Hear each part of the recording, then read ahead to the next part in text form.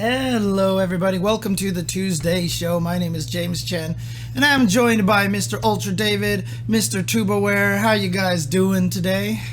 What's up, James? How's it going, man? All right. Whoa. What's up, Tubaware?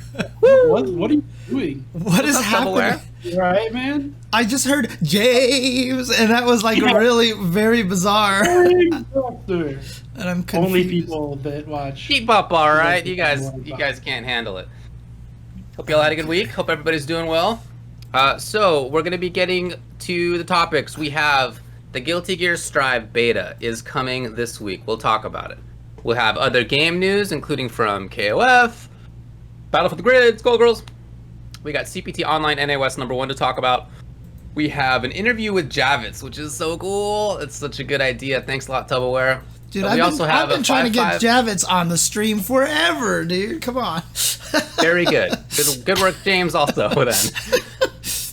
We're going to talk about which fighting game allows the most personal freedom of expression. Wow. We're going to fight about it.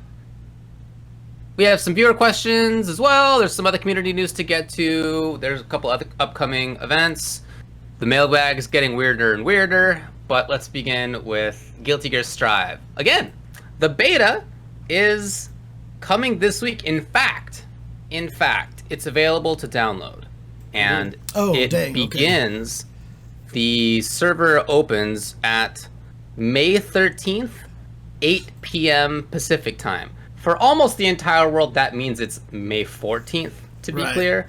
But in where we happen to live, it will be 8 p.m. Pacific time on May 13th until May 16th, just before 8 a.m. Pacific time. So we got a few days to play it. It's going to be a fun several days. That means basically Thursday through Sunday, more or less. Sunday morning. That's right, at least for us. That's the time. It will still have versus mode, training mode, tutorial mode. You can play online, of course, but it will have an updated lobby. As we all know how the lobby was, not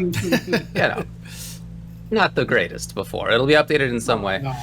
Ino and Anji will be playable, and they've shown off some animations for both. What are you guys thinking about as it comes to just a couple days before this beta? I can't wait. I can't wait. Every time I play a video game and it's not Guilty Gear Strive, my brain is telling me it's a waste of my fucking time. Because it's not Guilty Gear Strive. Like, I legitimately, I can't enjoy other games right now.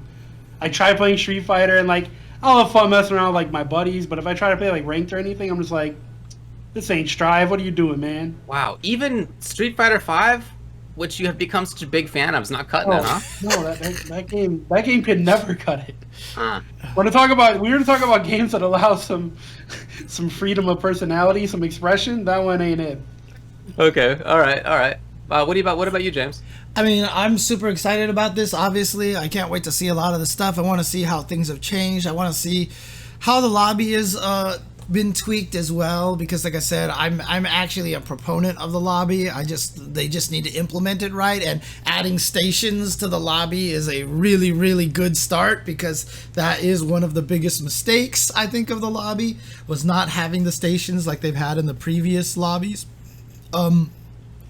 But also for me, I'm really interested in seeing how the lobby system works outside of the floors. You remember in the last beta, you could go outside and you had this room with the stage that you could jump onto and play and everything like that.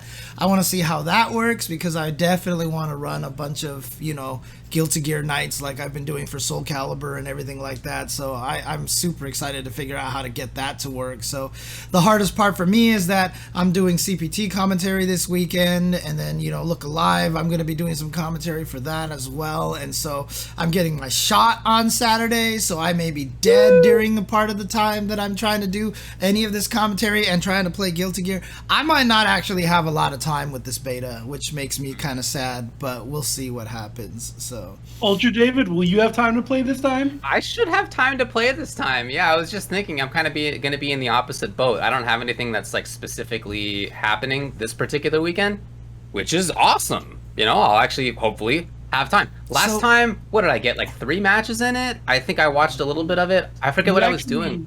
You do have a thing this weekend that you forgot already. Oh no, do I? First of 50 with me, live on stream, Guilty Gear, this Saturday. Okay. That's what we got. I also saw somebody say rollback netcode sucks in the chat. Please ban him, all mods. Please kick him out of the. No, I was Get him. Yeah, no, I'm really excited for it. In part because like it seems like a really good game, but also because I didn't get to play it last time. The last time I really got to play Strive was, dude, was it a year ago that the first beta happened? I feel like it was forever ago at this point. Yeah, A long time ago. the one where we barely could ever play, basically. Yeah. Yeah, yeah, exactly. And so I played that one, for a while. I did actually get some connections through it, and I had a really fun time. And by the end of it, I felt like I was playing like reasonably well. Obviously, I don't have gear experience really in that way. I've played it, but like never seriously. So I'm coming at it fresh, and I really liked it. So yeah, for this one, I'm excited to see what has changed, because I was a little bit aware of the previous thing, previous beta and what was in there. But for the most part, yeah, just really, really excited to actually spend time playing Strive. One of the hardest things, though, is that you don't have a character, right? You still don't have like a character that you're looking at and being like, I'm excited to try this character, because I know you think Potemkin's... You already know he's going to play Pod Axel. No, he thinks Potemkin's boring, dude. So I do think Potemkin's boring, but in the first beta, I played Potemkin and I had a good time. So I guess we'll see. In the first beta, I dabbled briefly with Axel, but since he's the more complicated of the two characters, I didn't spend that much time doing him. But now that in this beta there's going to be a training mode, I mean, I know the last one did too, but I just didn't play it. Now in this one, I'll have time. Like I'll probably be playing more Axel than Potemkin, I would think. But yeah, those are the two. I definitely think that those two probably fit me the best. You're right that I think like in the grand scheme of things, Potemkin is no longer like on the cutting edge of what makes a grappler fun. Like I think he's definitely like the 20 years ago design and probably should get some changes.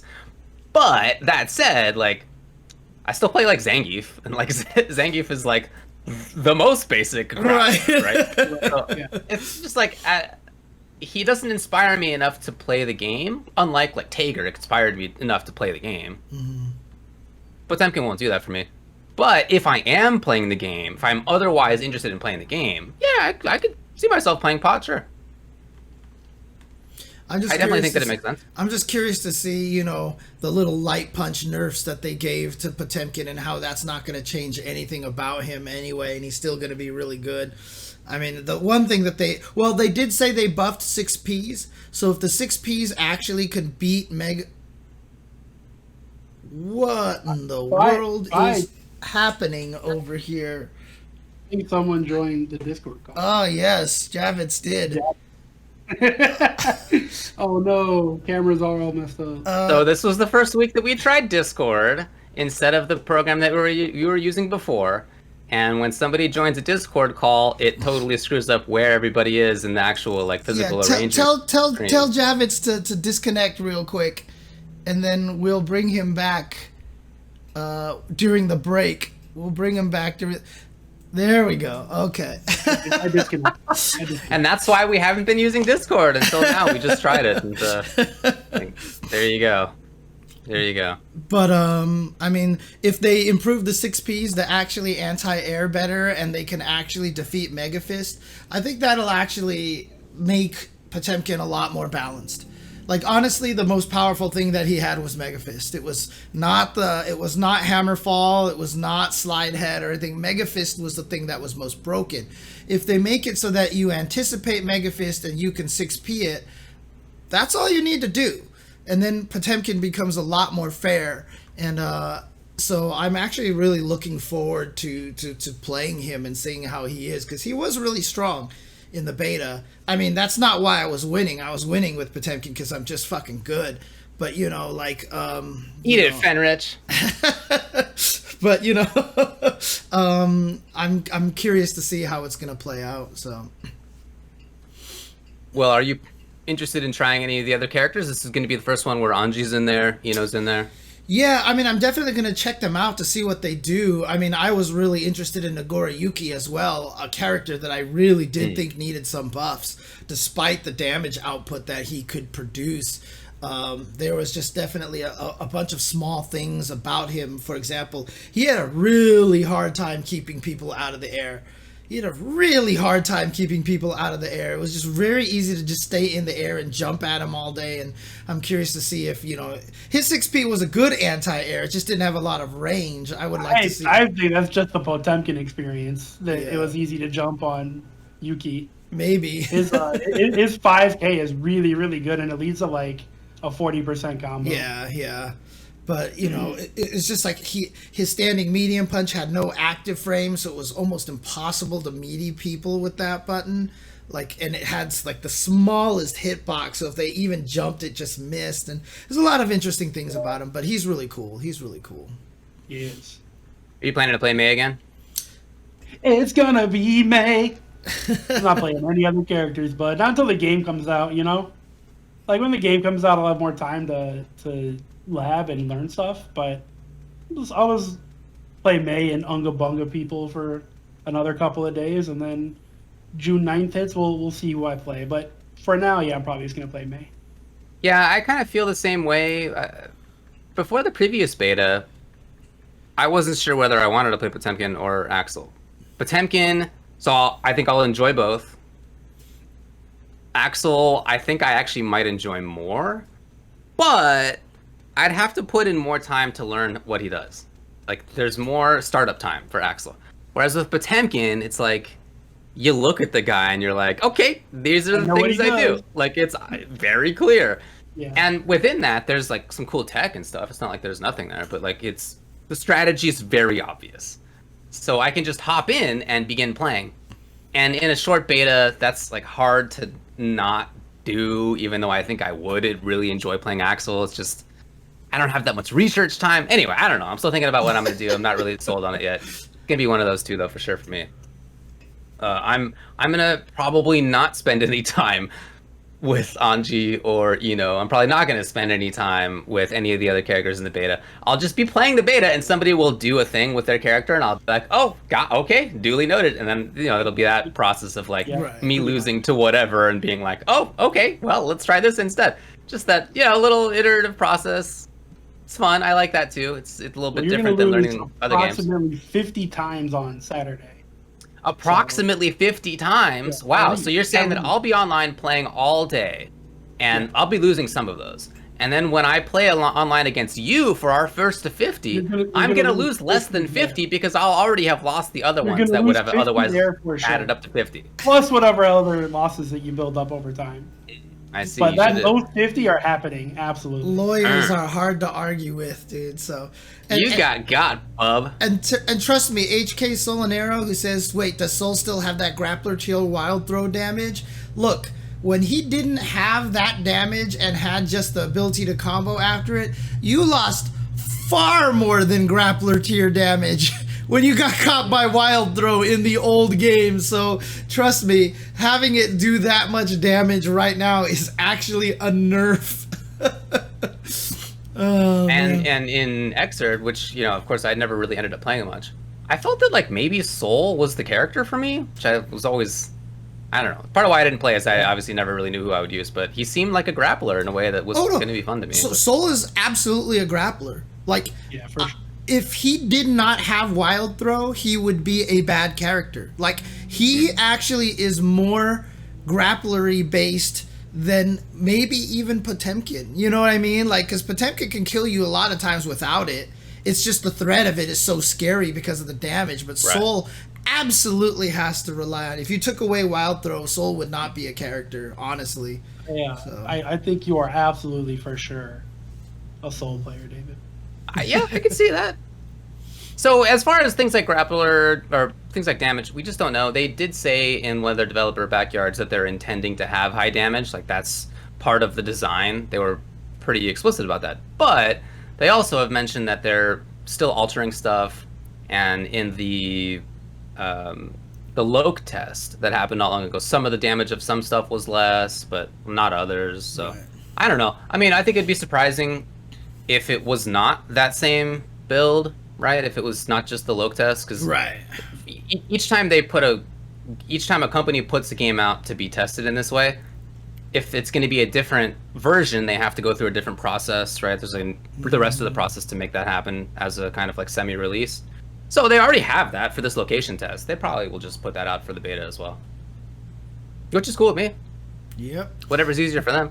And like Monster Go-Go says, if you have high damage... Oops, I forgot to actually highlight the topic. Yeah, I just looked at that. I was like, we're probably over time. So. Yeah. So, yeah, I mean, don't even bother. Well, Yeah. we're not going to go for 15 minutes on this. But, I mean, basically, if you have high damage, you don't need a comeback mechanic. Yep. That is the philosophy of Hyper Fighting and Super Turbo. Right. Yeah. Exactly. Which is what makes them great. It's this week, May 13th/May 14th, depending on where you are in the world. Look it up for your time zone. Until May 16th is when it will end. So we're going to get a few days to play it. Going to get a lot of matches. And assuming that the internet is just as good as last time, the online play is just as good as last time, practically wherever you are in the world, we'll be able to play. Yeah. Just about. God. It's incredible. I hope when the game comes out, like the servers don't get weirdly overwhelmed or something. Like I hope it's just like this from the get-go, because man, it is going to change the FGC forever if it comes out and the netcode is that good for such a high-profile game like this. And I mean, even like you were saying, Tubo, that you felt like it was even better than Killer Instinct netcode, right? So it for sure is better. Yeah, so it for sure is better. It's not even a question. If we can get that, oh man, and that way the rest of the world can experience it, and that way, yeah, I mean, even heck, it got referenced in this Granblue Versus article just recently, Granblue article that was all about Granblue, and they were talking about them, and one of the questions was, rollback is such a big thing thanks to Strive. What are you guys gonna do about Granblue Fantasy Versus? And they're like, and they literally said in this interview, they were like, look, the game is not designed for rollback. We know that. And we know, thanks to Strive and all this experience, that, and they said this, they said, we know that rollback is a must-have now. Like, that's what they said. And they were like, we can't necessarily put it into Granblue. But, you know, if they have a sequel, I'm assuming that means that they'll definitely put it in there and stuff. But that's the kind of information and message that is getting sent shockwaves through the FGC, you know, that even the Granblue people, they got asked a question and they had to answer it as honestly as possible. Yes, we know it's a must-have. We can't slide it in there that easily, but you know, we know it's we just didn't plan for it when we created the game and stuff. So, give me a Dragon Ball Fighters too with some rollback. Yeah, they are part of ASW Flashy Flash, but remember, Guilty Gear was not designed with rollback. They actually had to tear out, the first beta was using the crappy original delay-based netcode. Right? And they had to delete it and put in the new one, which I'm sure has contributed to the continual, you know, delays of Strive and stuff. So, you know, that's the way it works. So, well, delay no longer. It'll be here in a few weeks. Yep. And the beta will be here in a couple of days. All right, let's move on. God, it seems so, like, it doesn't seem real to me that Guilty Gear Strive is coming out soon. Like, it feels like this game is going to be coming soon forever to me right now, and it's just like, when it comes out, I don't know how I'm going to react, so, whew. React to these tofu geckis in your face, that's how. The dolphin. I want the smoke with everybody in this game. I want the world to know. I want the smoke. From Kizzy K to Johnny Donuts. I want the smoke. All right, let's do it. KOFXV, Rio, Robert announced in a trailer together. Yeah. Of course, previously they had put out, like as they do, the little preview hint. Here's a screenshot of what these characters look like, and it said something like which character is coming next. I don't remember the exact phrase, but that's what it said for each one of these.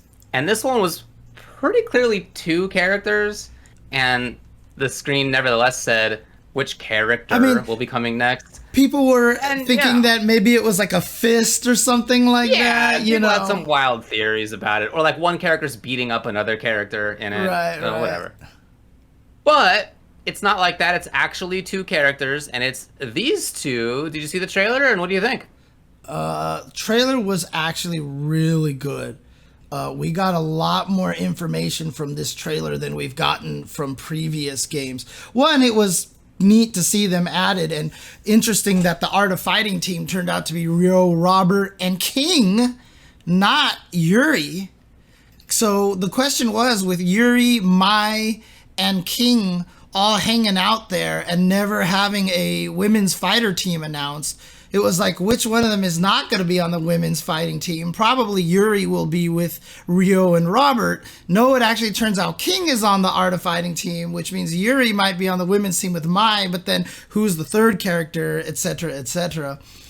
But sounds like a logic game question from the LSAT, James. Too much going on in that one. The other thing that was really cool, though, is they introduced a new mechanic in this trailer. Finally, they showed this new thing that looks very much like a focus attack, which apparently existed in King of Fighters 12. You know, a lot of sleuths out there. Gibby noticed that in one of the clips when he does the move, it looks like he crouches a little and takes half a step back. So it looks like quarter circle back, C plus D to get that kind of an input in there. But what's interesting was that Olaf came out with the idea that, you know, so in all the other videos, we've seen situations where someone's able to do a level 1 into a level 2 into a level 3. In later videos, we found out that there was some sort of like max mode startup kind of thing that seems to lead into that because it makes the character glow a little blue. What was interesting in this clip, in this trailer, we never saw any of the level 1, level 2, level 3 stuff. And we never saw anyone glowing blue. So Olaf came up with the idea that maybe they're going back to 98 style and there is like an EX mode and an advanced mode, that there might be grooves or isms in this game. So maybe you don't get the armor CD unless you pick one groove, and then you get the max mode in the other groove. And so that's actually kind of cool. And I think if they brought it back to the 98 style where you had the EX and advanced, I think that would actually be really cool. That's cool, man. That Robert should shave his goatee. You're not into the goat? That is awful looking, man. He looks terrible. He's what do you call it? Johnny Depp, dude. It's Johnny Depp. Looks like a swashbuckler. Yeah, he's definitely Johnny Depp from Pirates of the Caribbean. Yeah. Yeah, I mean, I like the trailer because I noticed that thing about the like wall bounce mechanic as well, the defensive into wall bounce into combo super actually. It's pretty cool. But that was part of them just kind of treating it like here's a match. And like there were other parts of it too where it was like here's a match. Like one of the characters did like try to hit confirm and it was blocked, and the other one like tried to do something. Like there was a little bit of a back and forth. And you got a little bit better understanding of like what's actually going on, like what do these characters actually do, than just like here's some poorly spliced clips that you can't really make any heads or tails of. This was definitely a better trailer, and in fact, like if in the future they just put multiple characters out in each one and have that kind of like let's have a match between, that would be great. I'd be all for that. Yeah, because you remember they did that for the Fatal Fury team when they released when they revealed Terry. They had that little extra where they showed them fighting, and then they never did that again. And so the benefit of having two characters is able to show them fighting each other, and I would definitely want to see a lot more of that. Yeah, I agree with Bit in the chat. I don't really care about trailers that show off the combos, because the combos aren't why I'm playing anyway. Like that's not important for me really. I'm sure for some people it is, but I'm interested in like how the game plays. Like that's what's gonna make me buy it or not. Is the game cool? Does it look fun? To play? And it looks fast too. The way that those little match sequences that they had, it looks pretty fast. Yeah, the game had a really nice pace to it. So yeah, all right, cool. Well, that was nice. In addition, we have in Battle for the Grid, Power Rangers game, there's been a Chun-Li trailer. Now we heard that she be coming out when there was a Ryu trailer. It was a couple weeks ago at this point, but we hadn't seen an actual trailer for Chun-Li yet. Well, they put one out. You get to see her. She gets to do a bunch of stuff. She looks pretty cool. I mean, the model itself actually looks good. Chun a dive kick. Not a head. Yeah. I mean, she has that too. But yeah, they gave her like, I don't know, like a Adon axe kick almost, or like a Makoto axe kick. Is really dope. I haven't seen this yet. I'm pulling it up right now. I just want to watch. You're watching this. it right now? Okay. Yeah. Well, you might as well just put it on the internet then. Put it on the screen? Okay. Now, if I put it on the screen, should I put the volume up, or do you think we'll get don't worry about that. It's because that's all weird and stuff. Yeah. The cops are going to catch us, the algorithm cops. The Twitch cops or whatever, or the algorithm cops, exactly. So here we go. Let's see this here. So here's the actual trailer. I'm going to do this. Yeah, it has really improved. Like, when Battle for the Grid first came out, I felt that the characters were kind of washed out. The game didn't look super interesting to me. The animations were really spotty. But I think it looks a lot better. Yeah, the backgrounds look much better. They just use the exact same animation. It's so funny. Jeez, what is happening with this character? Oh, she looks cheap. She looks cheap, yeah. Oh, that move. She's had that move in TVC. That little axe kick thing was in TVC, or was it MVCI that she had it, I think? No, she doesn't have that in MVCI. Okay, so it might have been TVC that she had Not that what she just did. Right. She can do it independently now. Okay. Oh, dang. She can do the axe kick. Oh my god, she's got a cheerleader outfit costume here. Okay.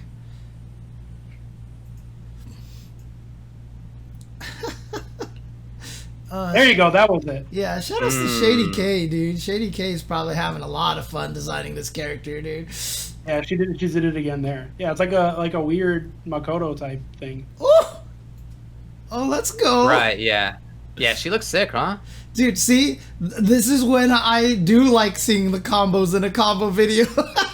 It's probably dependent on the game, to be honest with you, you know? I guess that's true, but also they also showed like her mix too with the that's what I was gonna say. Yeah, they showed the mix stuff. And in this game, the combos like are the moves that you do. I don't know, like if when we're talking about like super into super, like that's just the root. I don't know. Whereas in this, all the moves that you see are like the moves that you use normally. Yeah. Like that's just what her options are. What's interesting about it in the KOF standpoint, though, is that, you know, if you've played a lot of KOF, you see a lot of situations where people are like, whoa, they can do that now? That's so cool. You know, I mean, I think the lack of familiarity with the franchise makes it less interesting. But when you see like King can do EX tornado kick into regular tornado kick into surprise Rose, you're just like, she's never been able to do that before. That's so sick, you know, kind of thing like that. So, you know, that there's definitely an addition to that there. Fair enough. I think that makes sense.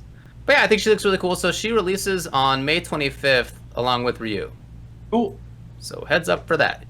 That's so cool, boy. Like I said, how awesome must it be for someone like Shady K to just be like, hey, I get to design Chun in this game, and I get to cull from TVC and MVC3 and CVS2 and whatever the hell I want. Like, how cool is that, dude? For sure.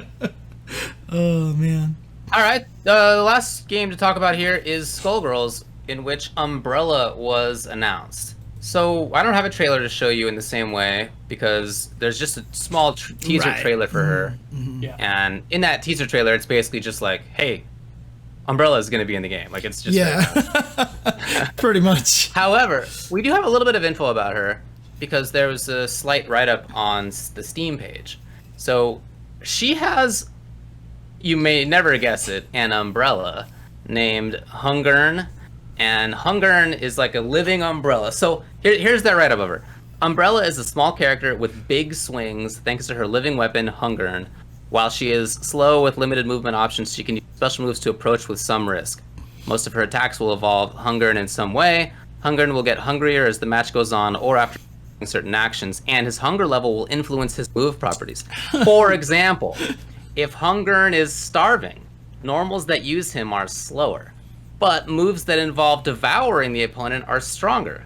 If Hungern is overstuffed, moves that involve him conjuring something from the depths of his stomach may have bonus effects. Hungern is quite ravenous and dangerous, but not yet starving. So kind of in the middle. Expect to be rewarded if you can maintain this narrow window of power. Dang. So that is super cool. What a sick, like, in between idea. Obviously, the idea of characters powering up in some way, or like having to, like, you know, what the kind of like power relationship is, isn't brand new. But it's also rarely done anyway, and it's a cool concept whenever it pops up. And this seems like an interesting twist on it. Yeah, it seems to me it's a very Robokai-esque. Totally Robokai, yeah. Very Robokai-esque style right there. So probably a lot of Robokai influences there with trying to heat up and then use the heat kind of back and forth and such. So, but that's kind of neat. I like that. And I mean, honestly, if this character came out in Samurai Showdown, they would be top tier because all Umbrella characters in Samurai Showdown are top tier. So, but you know, that's really cool, and it's just exciting to me that Skullgirls is getting a season 1 pass like 10 years later. Like, it's just such a, especially after all that game went through with everything. Like, I think most people probably thought that game was done. There was, you know, no more support, and then all of a sudden, season 1, 10 years later. Yeah. But even if that hadn't happened, nobody expected. Yeah, maybe support as in like, okay, we'll fix a bug here and there, but like all these new characters and stuff coming out, like that's incredible. Right. You know, I was looking recently at my pictures from the year 2011, like for other reasons. Yeah, I saw that.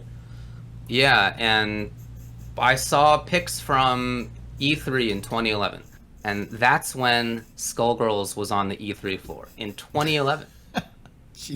That's actually 10 years ago, you know? June Lies. 2011. Lies. That was like 2 months ago, right? It just... I completely understand. Yep. I got pictures in there with people. Oh, and that was like literally 10 years later. Okay. You're cutting off a little bit sometimes, David, when you go loud. I don't know why. That's weird. Do you have your detection thing on or something in Discord, or? I don't have anything going on. Okay. Oh, sorry. Anyway, I think that's...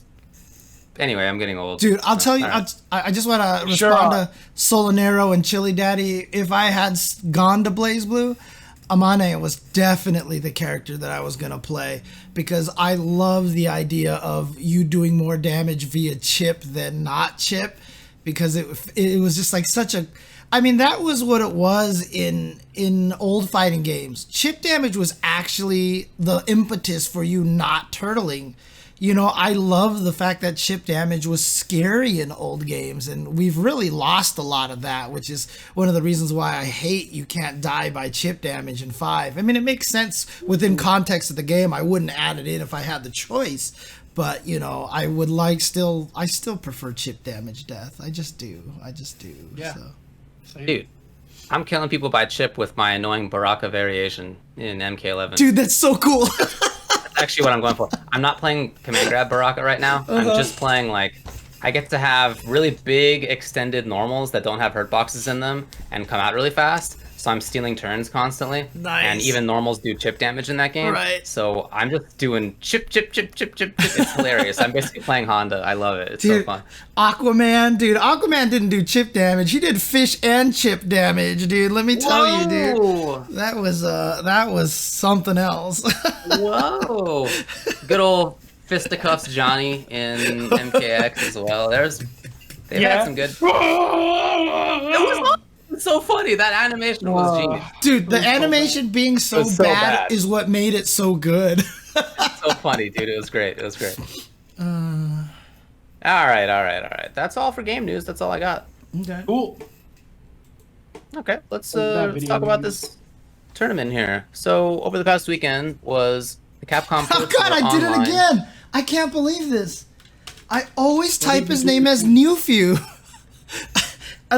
I can't help, like, when I was streaming Wednesday Night Fights at one period of time, whenever he was on stream, I would type his name as Newfew. I don't know why, and I can't believe I just did it here. Oh, Newfew. Well, you have, I don't know. You fixed it. Congratulations. Okay. CPT Online NA West, #1 results. Just to briefly talk about this, I guess, before even results. This is only the third of the Capcom Pro Tour events for the year, and it's first one in North America. And so it was exciting to be able to do commentary for it. Yay! And it was amazing to do it in person. I know James got to do that last time. It's like I did it this time. It was indeed a blast. It's just really cool to be able to go back to it and do it. And, you know, to be honest, like, I wasn't having that great of a mental day that day. I just was, but I wasn't, and I just. Oh, hang on a second. Hang on a second, David. Are you hearing this as well, Tubo? Yeah, he's cutting out. That you keep cutting out every once in a while, like your sentence is like. Wow. So. Okay, well, let me get real close to my microphone. Okay. Get real sensual. Get in there. Is that helping? Hey, what's up? I'm rambling and saying words to test if it's cutting out or not. Yeah, is it cutting out? Let me know. How's it going? Sounds better this time. Let's try it now. You should make sure your cats aren't chewing on any cords real quick. Ajax actually was sitting behind the computer earlier today. It was very cute. Yeah. I was trying to pay attention to whether he was chewing anything, but I didn't see it.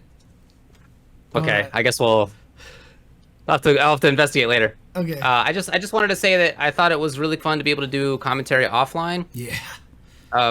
Before I went there for commentary, it's in Burbank, which is a city not too far away from where I live and from where James lives. Before I went there that day, I wasn't having a great mental day. I wasn't upset. I just was feeling distracted, which happens sometimes for me. So I didn't really think that it was going to go great. I kind of was like expecting it to not go well. And as it started, I was still like, I don't know. But then, like, when the first match happened, after it did, I like thought about it in my mind, and I was like, I feel like that's the best commentary I've done in an entire year. Like, how did that happen? What happened there? And then I was thinking about it, and I thought you and like probably the best commentary that I'd seen you two guys do the last time for like a year. And I think that's probably not a coincidence. In fact. The offline, it makes such a big difference. It's so good. And when I did the commentary with Jeremy, it was just because, you know, when we're doing it here on Discord, you have these situations where your voice cuts out, or when one person tries to interject something, the other person can't hear it until they talk for like 10 seconds, which is awkward. And like, there's just all sorts of crazy things going on Discord. And when you're live in person, you're able to go, oh my God, oh, and then like, I want to say something, you know, like it just makes the commentary flow so good, and it's so nice. Big boss with the spaghetti sauce. Oh, yeah, that's right. Yeah, so I said that line because Tupperware sent me a text.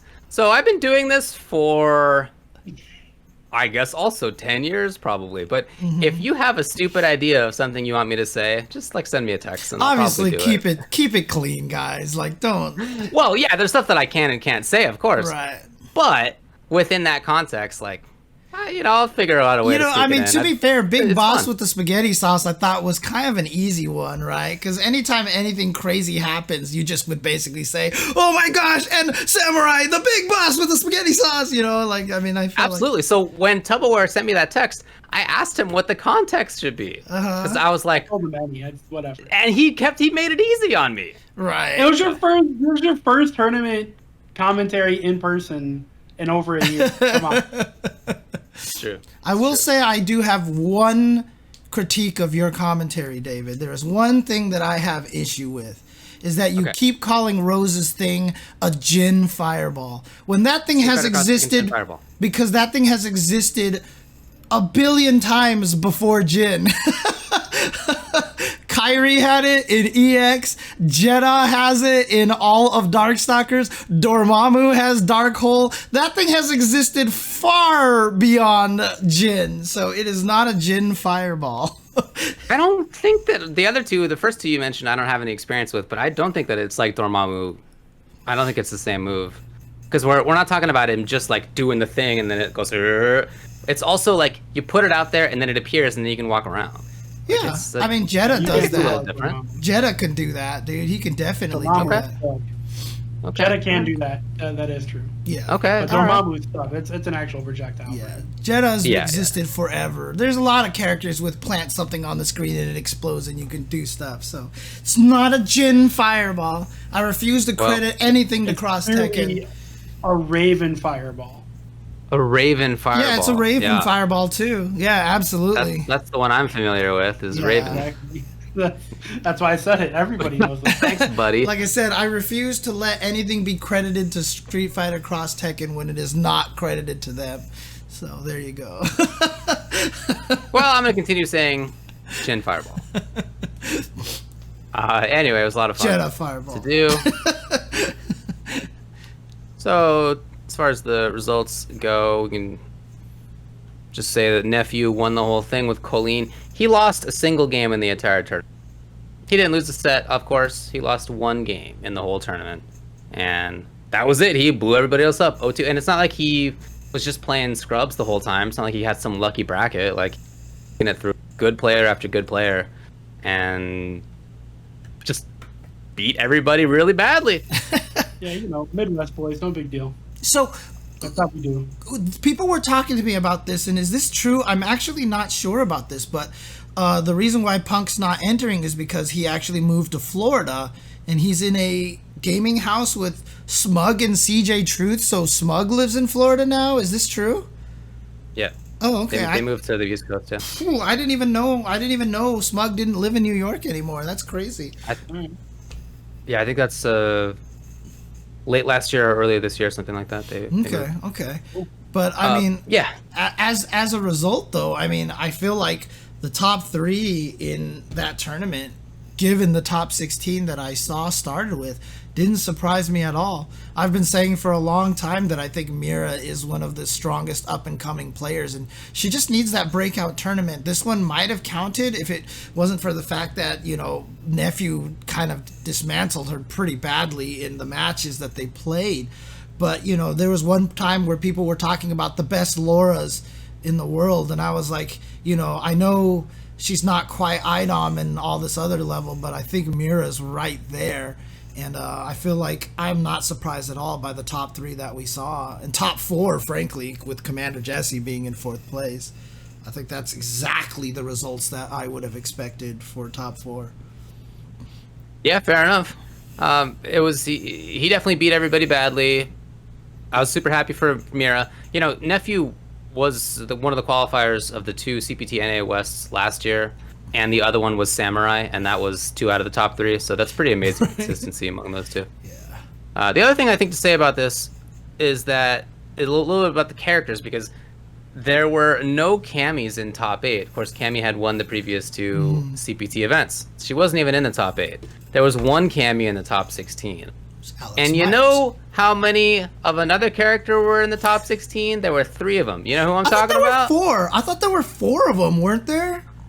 Not in the top 16. There were 3 of them. Okay. 3 Dalsims in the top 16, and 2 Dalsims in the top 5. Mm-hmm.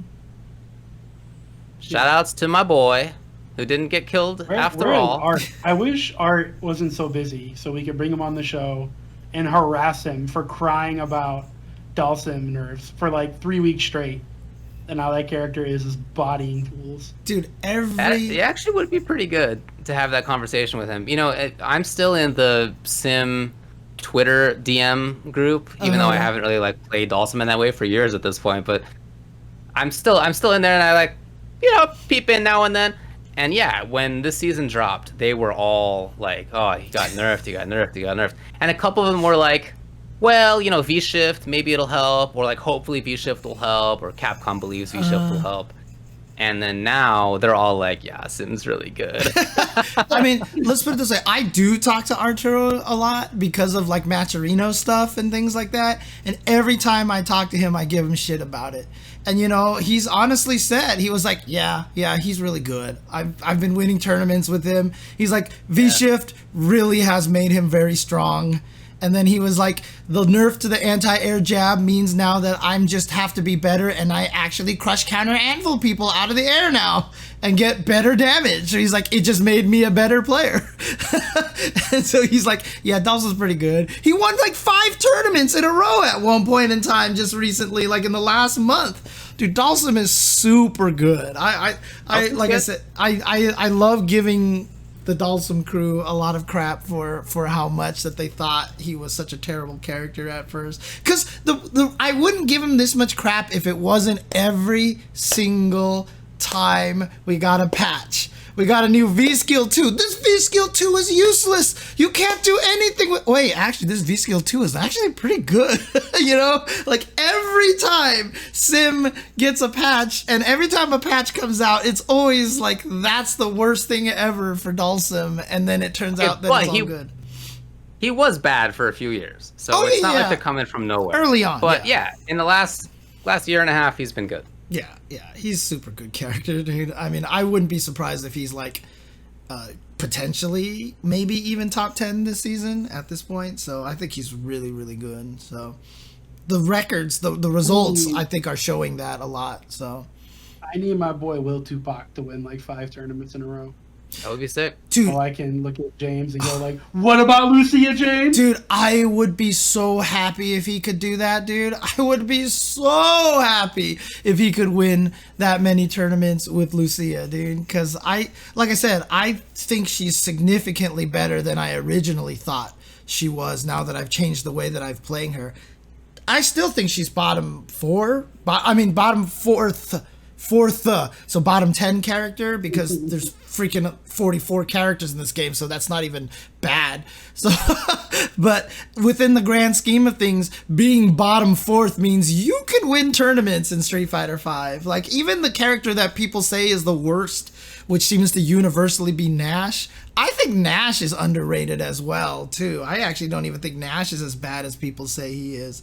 So saying that a character is bottom 10 basically is meaning nothing in this game. So yeah, sounds right. All right, that's it about the tournaments here. I don't have anything else to say unless you guys do. Just to expand on that concept, God, Street Fighter V is in such a good state right now. God, like, it's gotten, when I was doing like the beginner stream, by the way, so people know on this, I do beginner streams. If I'm not actually commentating the event, I'm going to be restreaming it. So not this weekend, but the weekend after that, I'll be doing another beginner restream on that. And dude, I'm spitting fire on those streams. I'm telling you right now. Like, some people are in there, they're like, you have explained Street Fighter V the best way I've ever heard anybody explain this game. You know, like, people are like, you know what, I might give this game a chance again, because now I understand how the game works a little bit more. But on that stream, I just kept saying how much I love the way Street Fighter V is right now. Even though it's not necessarily the game for me, even though it is a little more, you know, less heart-based, I do acknowledge that every fighting game at the highest level is heart. But like Street Fighter V included, especially Street Fighter V. In fact, I think at the highest level, Street Fighter V is one of the most heart games there is. But, you know, I just love the way this... It feels like a worthy entrant into the Street Fighter pantheon of series right now. Street Fighter V honestly feels like one of the best Street Fighter game series of them all, to be honest. So I agree with that. For me, it's between this and Third Strike, and I'm not sure that Third Strike's going to keep winning. So. Yeah, Tubbo. But you think it's the second best one, so hello. No comment. You definitely think no it's... No comment. Street Fighter 4. No, I actually don't think it's the second best Street Fighter. I know you like 4 the best. 4 is the best, for sure. What's your second favorite? Hands down. Probably Alpha 2. You've never played Alpha 2 in your life? I have played Alpha 2. I've played a lot of Alpha 2. I played Ken. Were you old enough to play Alpha 2? You've played Alpha 2 like probably 50 times. I've played Alpha 2 at least 100 hours. Does that count? That's at least. That's enough for me to know I like a game or not. You've played more SF5 than that. For sure, yeah. That doesn't mean I've enjoyed it. I've done a lot of... I go to work every day, bud. That doesn't mean I necessarily love it. Buddy. Yeah, for me, I think my second most played Street Fighter probably is Street Fighter 4. It probably is. It's probably Street Fighter... It might actually be Street Fighter 4 number 1. Then Street Fighter 5. Yeah. Mm-hmm. And then Third Strike and Super Turbo. Yeah. That actually might be my ranking still. Yeah. But in fact, because over the last month, I haven't been doing anything but playing Mortal Kombat, baby. Yeah, but honestly, that's all I wanted to get in there at the end. Was I love the way 5 is right now. I even though, like I said, the game frustrates me and I have trouble with it personally, I know what you're supposed to do in the game. I get how the game plays. I get what they're trying to do with it. And I really, really enjoy... I just feel like that they've done such a good job in the last year and a half for this game, and I just enjoy it so much. I love watching it right now, honestly. It's like one of the most fun games to watch. Well, I agree with that. All right, let's take a break. Yep. And when we come back, we're going to have Javits on, which is going to be a cool conversation. We'll talk about his playing career, his lab monstering career, Street Fighter V, Yes, sir. fatherhood probably. Oh, that's right. Yes. Okay. All right. We'll be right back, guys.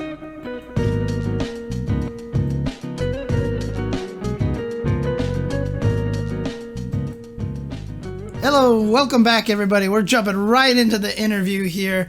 We have our man, Mr. Javits, here, joining us on Ultrachen TV. How are you doing, sir?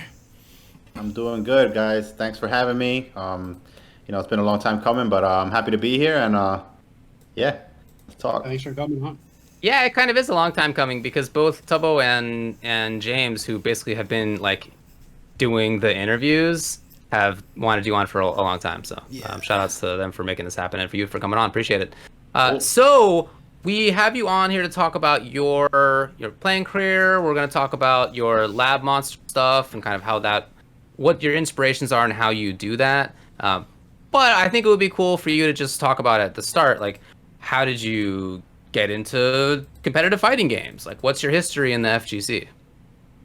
All right, so my break into competitive fighting games was, as you know, I'm from New York, and I used to play at my local arcade just like everybody else, a local laundromat or a chicken spot or whatever. And I kind of just used to follow my brother along, and he used to kind of take me to all these different arcades. And one day when I was around 12, he took me to Chinatown Fair, because little by little it was like slowly progressing, like better arcades in the areas, and wanted to find the better players. And I first started going to Chinatown Fair around the time that CVS 1 came out, so that was like late 99, 2000, I want to say, maybe early 2000, somewhere around that time. A little bit before that, but it was like, it really blew up when CVS 1 came out. And yeah, I kind of, I always just liked the environment from being there and all that. And, but actually when I got exposed to Chinatown Fair, I actually got into competitive gaming in another genre that a lot of people might not know this, but I used to play Counter-Strike competitively in high school. Okay. Yeah, so I used to play on a team. I used to go to LAN tournaments and stuff, so that was kind of like my first taste of like competing in actual tournaments and stuff. It was actually not in fighting games; it was actually in a shooting game. And then when I started college, in my college they had a little bit of a video game club, and they used to play Third Strike, and so I kind of got the itch to start playing fighting games competitively again, in the mid 2000s, and that was right around the time that Street Fighter 4 got announced. Street Fighter 4 got announced, like, I want to say like maybe 06, 07, like when they first hinted at it, and then it actually came out in the summer of 2008 here in New York, and that game just kind of, like, I had been like little bit of competing here and there, like small tournaments and stuff, but like nothing major. But that game just blew up. It kind of like revitalized the scene. I want to say, like, a lot of people, like, I don't want to completely say it revived the FGC, because there was still a facet of the FGC that was still alive and well, especially with like the Arxis games and those games that never. It didn't feel like the dark ages for those players. Yeah. It was mainly a dark ages for like the Capcom scene, which is like the bigger scene of the FGC.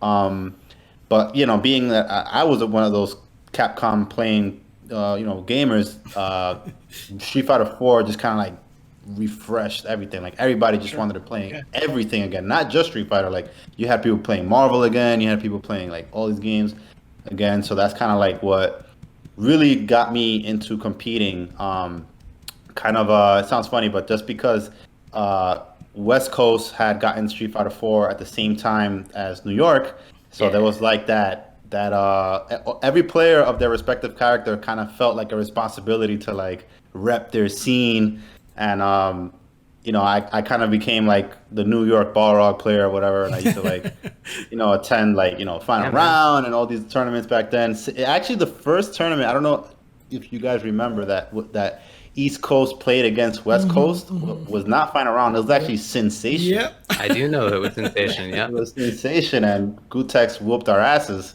with which is actually how the term Gutex shimmy was actually at that tournament, when he was like blowing everybody up with like walk in, walk out, crouching medium punch, rush punch, blowing us up with that. And I was like, oh my God, why is that working?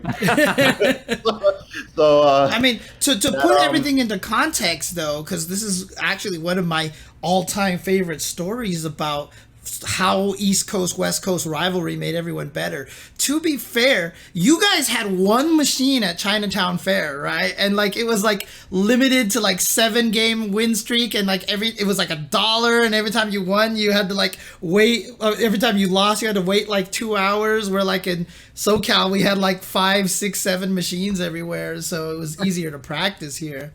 Yeah, we had one machine, and it was 6-game win streak, $1 per game, and yeah, the lines were insane. We were like, if you lost, you were waiting for like, oh man, an hour and 30 minutes at least to play again. Like it was like wow. And I swear I must have dropped like $700 to probably a G playing that game in the arcade. Like, because it was $1 a game, and I never went down. That shit just stayed there. I was like, damn. When I went back and did the numbers, I was like, I played, I don't know, 15 games today, and oh man, I was doing that 5 days a week. Don't do that count. Don't do the math. Yeah, it was a lot. But to get a little bit into how I started getting into like the tech side of things, I had always had like an interest into how the system mechanics of games worked, especially with.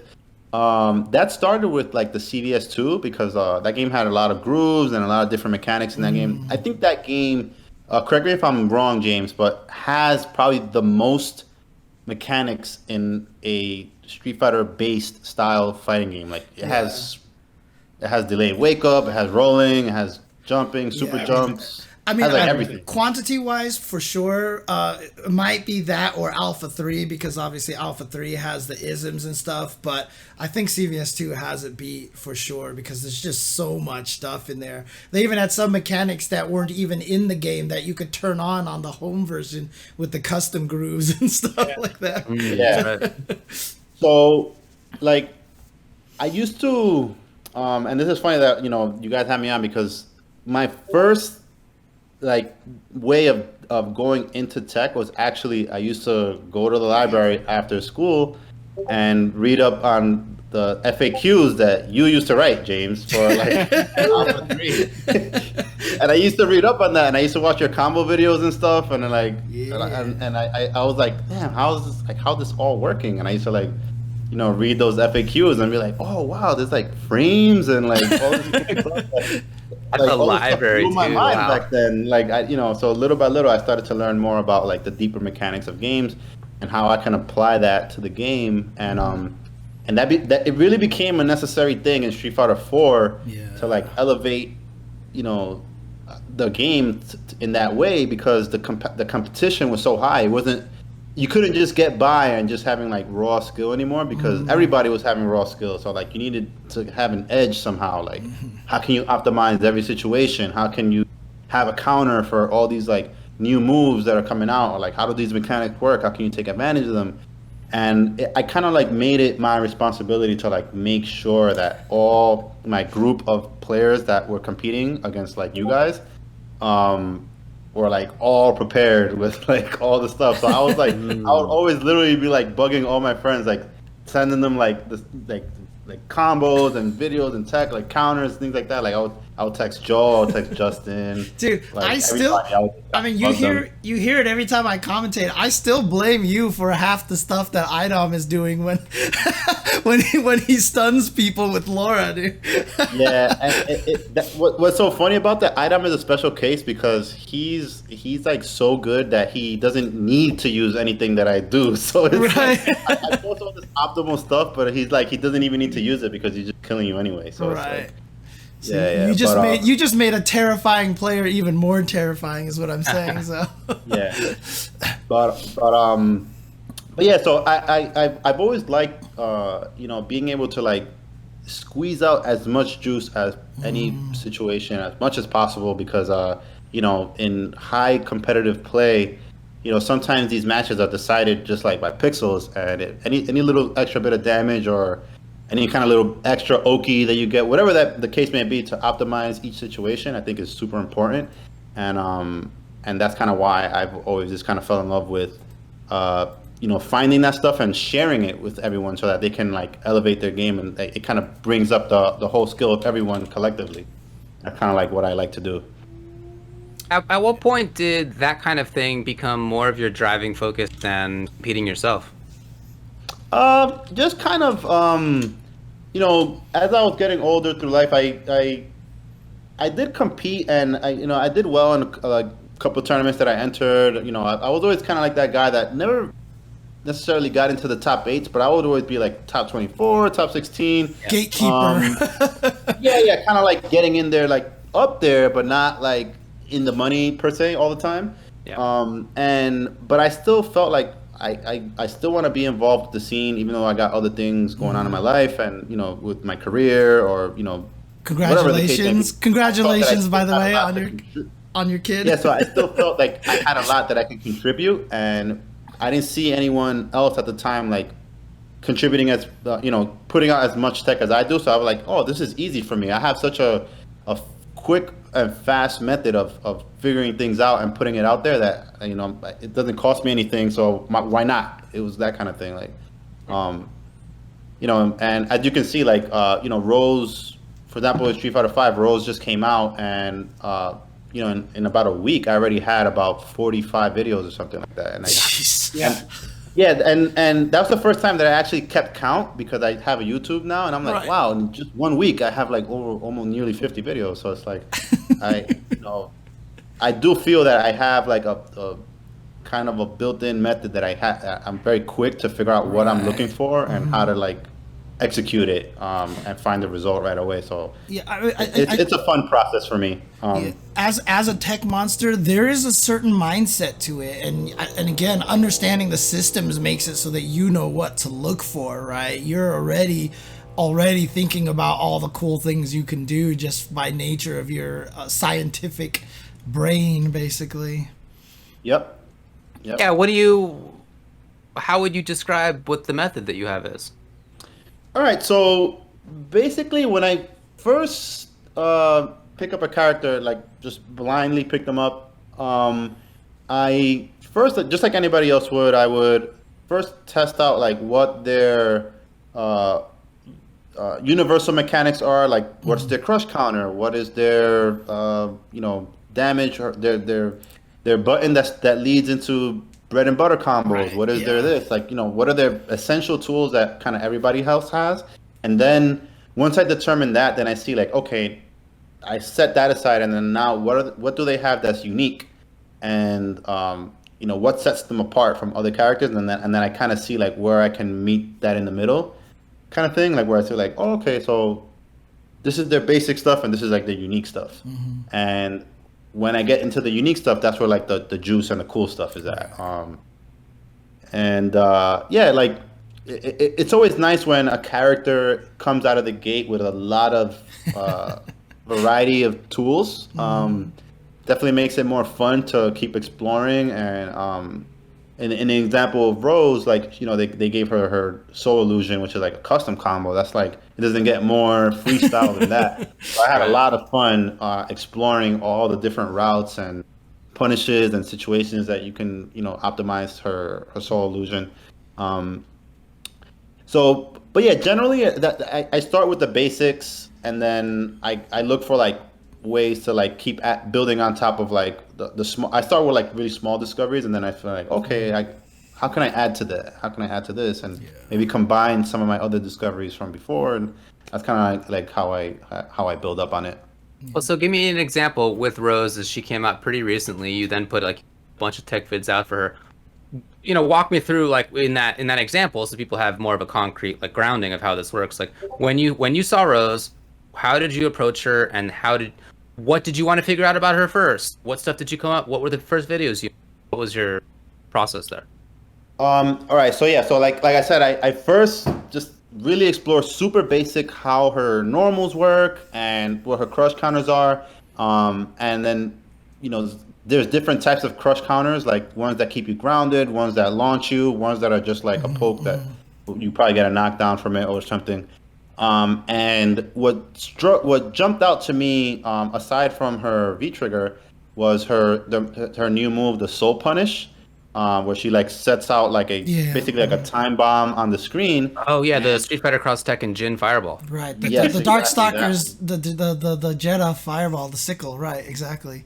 Yeah, I have to agree with David that's a little bit more like the Jin Fireball, because the Jetta Fireball, it kind of throws it out and then it like spins, but this is like she chooses where it's gonna appear.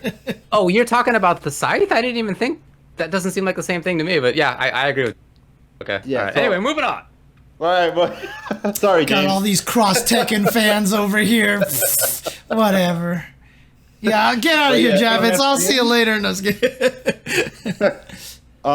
but yeah, I definitely saw that there was definitely going to be a lot of potential with that move in particular. Being that it's a move that you set and then like something happens at a later point. And with that one, I was able to find some really cool like instant overhead setups that you could set it out and then do like a long combo, and then right before it blows up, you do like an instant overhead that causes a reset, and you could do another combo. So like, I definitely saw a lot of potential for like finding tech with a move like that. So that's what I did a lot of exploration with that move in particular.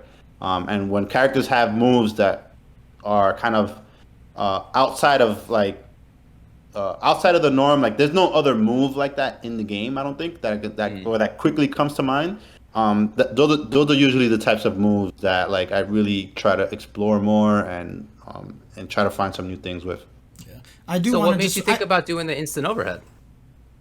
Well, that's one of the things that I always check with characters when I check which buttons they can use for instant overhead, because there might be some application where either you can use it for a stun or get a combo with it or something. So when I saw that her jump light kick hits, can hit you while you're standing, I knew that means that it can be used as an instant overhead. Right. So that also comes from me, my understanding of just the systems of the game. So like basically, if a character is standing and you do an instant jump attack and it hits them, then that means that you can use that normal as an instant overhead if you use a fuzzy guard. Like if you make them block a high attack that keeps them in long enough block stun, then you can do an instant overhead with that attack. If it's fast enough to hit them while they're standing, then it's fast enough to be used as an instant overhead. Right. That's kind of like a general rule that I found. So I could quickly identify those types of moves, and all it takes after that is figuring out how I can apply it. Right. And like, cool. Yeah, I'm just trying to help people sort of figure out like what the mindset is and what kind of things people check. I mean, I think one of the things that, to talk about on that is because one of the nice things about what Javits comes up with a lot of times, it is practicality. And so I think what you're trying to do, right, Javits, you're trying to find mix-ups that could actually be used in actual matches, right? So that's kind of why you want to do the instant overhead stuff, if I'm not mistaken. Yep. Yeah, because definitely if you couldn't, an instant overhead, especially if they're if their stun is really high, that could, you can hit them with one of those and the next combo could probably a death combo. So it's definitely important to learn little techniques like that. And one thing that you mentioned that I just do, now that I have this platform to talk about it, is that not everything that I post is meant to be practical. And I do that intentionally, and I want to just say that because sometimes I'll post something that it's kind of just more like exploratory, where I just want to like show like a concept or maybe something that can be applied somewhere else, or sometimes I just want to post cool combos that do a lot of damage. Not necessarily something that is in the realm of like, oh, this can always happen in a real match. Sometimes I want to see cool stuff. Yeah, I just want to challenge everybody whenever you see Javits put a combo out on there to actually try it yourself, and you'll find out how often you need to micro walk in like 7 spots. You know.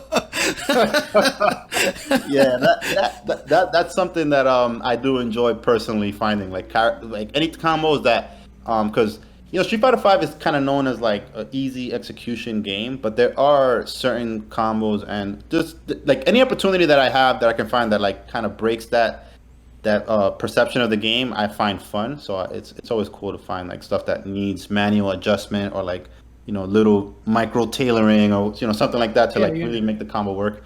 That's always fun. So like David was asking you a little bit earlier, like what made you look for instant overheads and fuzzies.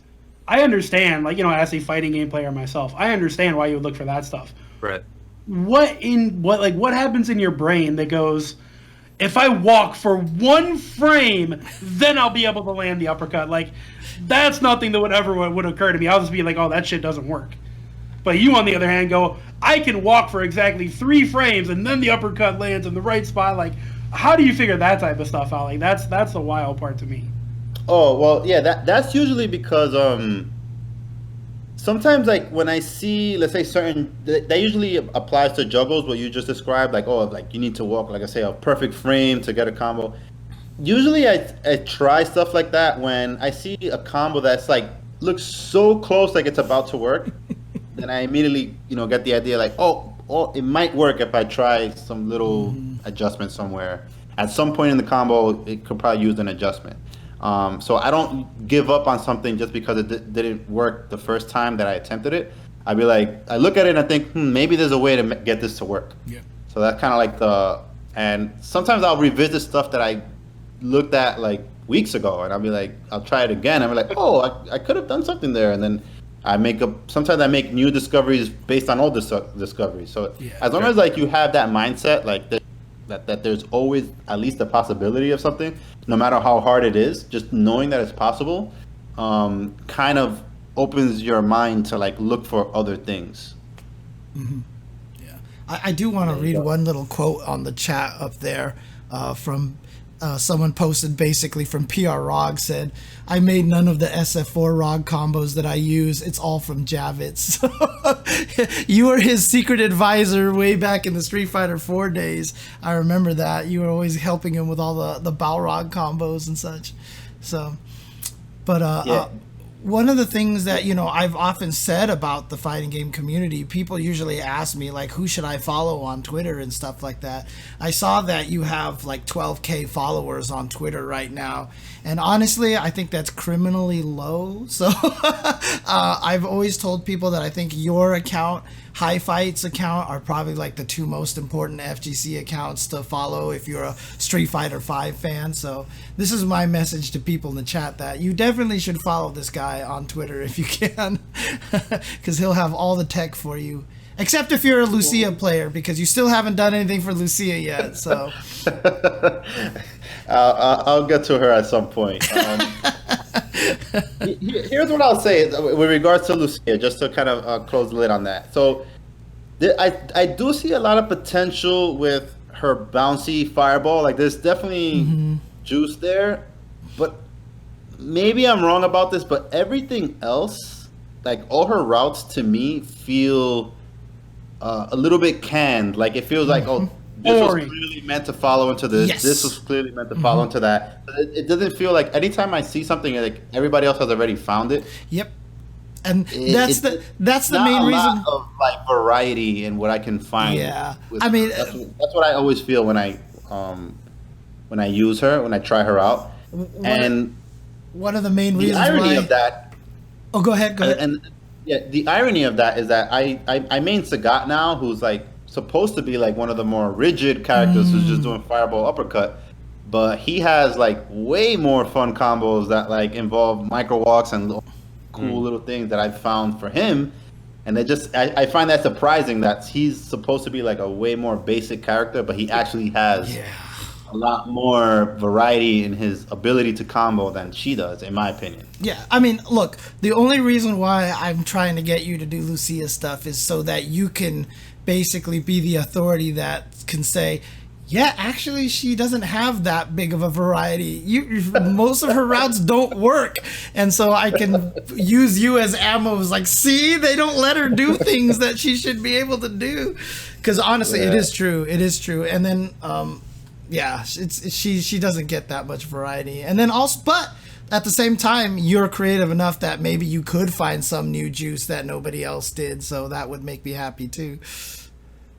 Yeah, I'll definitely try it for sure. I'll definitely try her out. I don't even know what changed about her this season. That's how much I haven't really looked at her. To be honest, I don't know what changed. Just bring it on guests to beg them for tech for your own character. I know.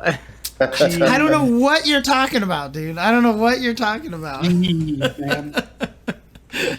Have you thought about doing this kind of stuff for other games too, or is it really just Street Fighter V or whatever the Street Fighter is at the time? Yeah, so definitely I will always do this for whatever the current Street Fighter game is, but the next game that I want to explore a little more deeply is when Strive comes out. I do want to play Strive and kind of dig deep with that game because it does look really fun. I really like, especially about the netcode that is gonna I want to support that game just straight up on the netcode. Even if the game could be not that good, but I definitely want to support the game because of the netcode, because what it represents for the fighting game community, I think is really important.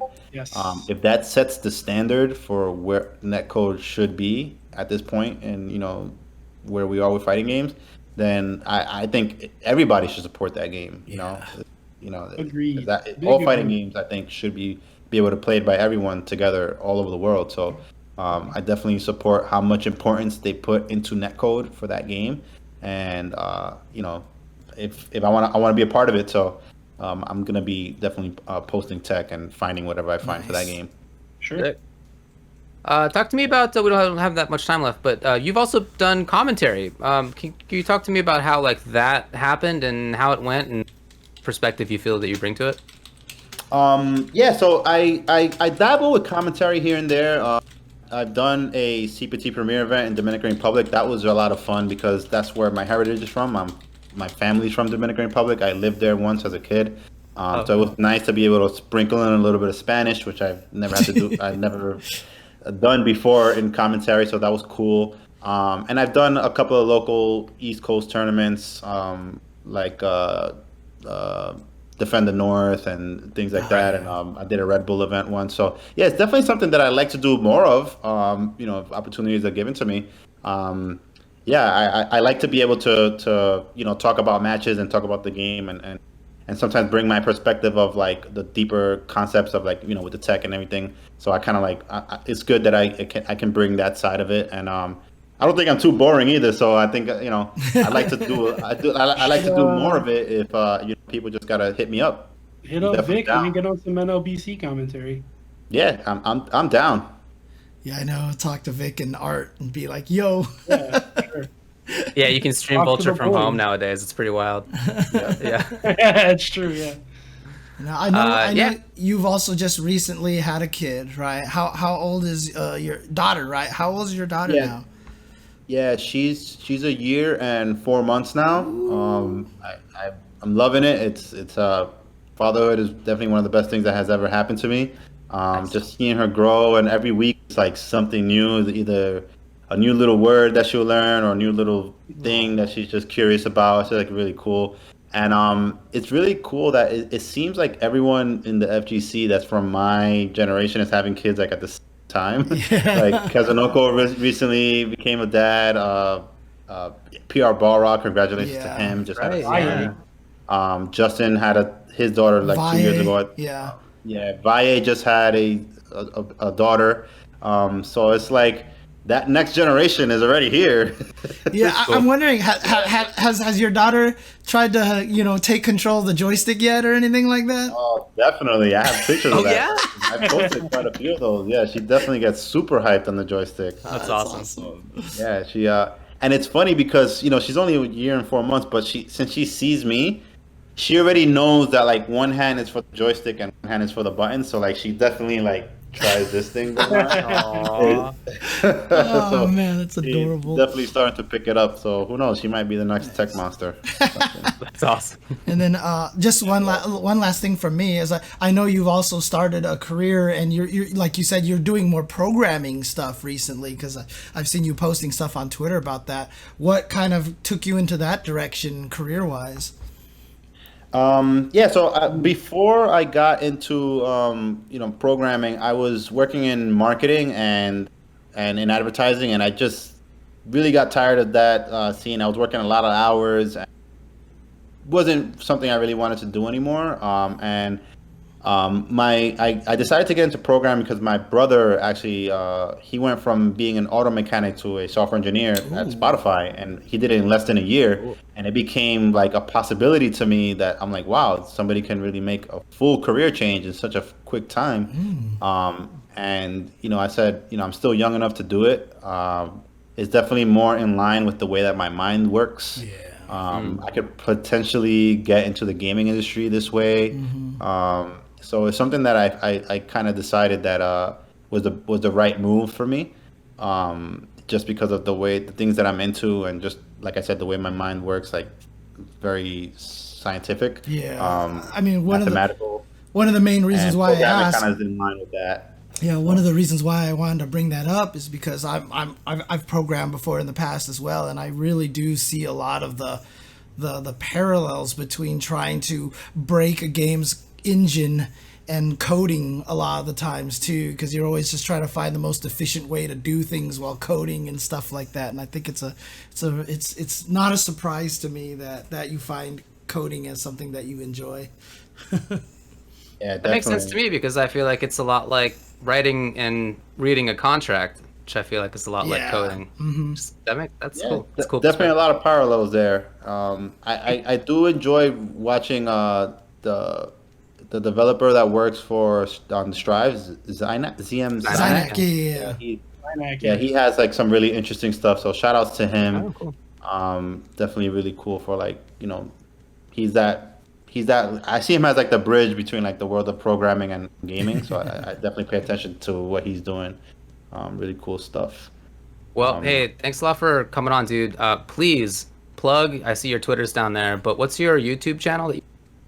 It's youtube.com/Javits Arias, I believe. I know I have it linked on my Twitter.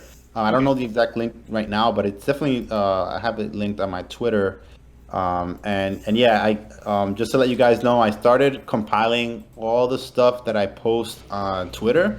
I'm putting it into playlists for each character on my YouTube. So it's taken me some time to do it, but I do have roles up to now fully done, and I'm putting up all my Sagat stuff there. Next character I'm gonna do is Ryu. Maybe the 43rd or 44th character will be Lucia, but stay tuned. Gonna do Cammy first? Oh my god. Yeah, I might do Cammy next or something. But hey, you want to talk about a character with no interesting combo routes? We can talk about Cammy, dude. There's not much there, and it's so effective. That's the funny thing. But yeah, follow me on Twitter, follow me on YouTube now. I'll definitely will be still super active with these new changes for season 5, and I keep hope to finding new stuff. Might find some new Lucia stuff. Who knows? Okay. But yeah, check me out. Definitely. All right, cool, dude. Posting stuff. Yeah. Thanks a lot for coming on. Thanks, guys. All right. Yep. Take Have care. a good night, buddy. All right. Later. Thank you. Cool. Yeah. You know, it's interesting. Oh, hello. It's interesting because I find that my path as a tech monster has been kind of the opposite of his. When I was really playing a lot and trying to be really good, I was coming up with tech all the time, and so then I was putting it out. But as my own competitive aspirations have gone down, I'm less inclined to find new tech, right? Whereas he's the opposite almost. I mean, he was doing it at when he was competing as well, but since then he's taken the drive of must be good at games and turned it into the drive to find new tech. Whereas I'm well, I'm not playing that as much, so whatever. I'm not that interested anymore in the tech side of it. Yeah. Very different perspective. What's interesting though is that it's just so much of the way that his brain works trying to find all this tech and stuff like that. I mean, it's so similar to like how I was, so my whole drive for doing tech came from, I just hated the fact that people weren't taking advantage of the game as much as they could. It really came from the X-Men Children of the Atom days, because I was one of the only people who started doing the air combos and stuff, because the launches in all the modern games, you just hit up and you super jump automatically. In those games, you had to hit the down up to manually super jump cancel, and it wasn't a system. It was just, you just knocked people in certain directions, and if it happened to be up, because you could super jump cancel every normal in the game. And so nobody was doing things like doing the moves that pop them up and then super jump canceling into air combos. And so for me, I was like discovering all this stuff. I'm like, people are not doing this. I need to write an FAQ about this. But I also think it's funny because you and I, David, we've often talked about how it feels like there's so many parallels between coding and writing contracts, because it's so much about making sure you take every situation into account, making sure there's no loopholes, covering all. I mean, half of the, like they say in coding, like 90% of your code will basically most of the time never run, because you put so much error checking into good code, and all of that error checking is stuff that you hope never happens. And so if you actually write the code correctly, none of that actually runs. But if it ever gets to that point, you want to make sure your code doesn't explode. Sounds just like contracts for sure. Speaking of code, James, you actually coded the bar to move down to the next topic.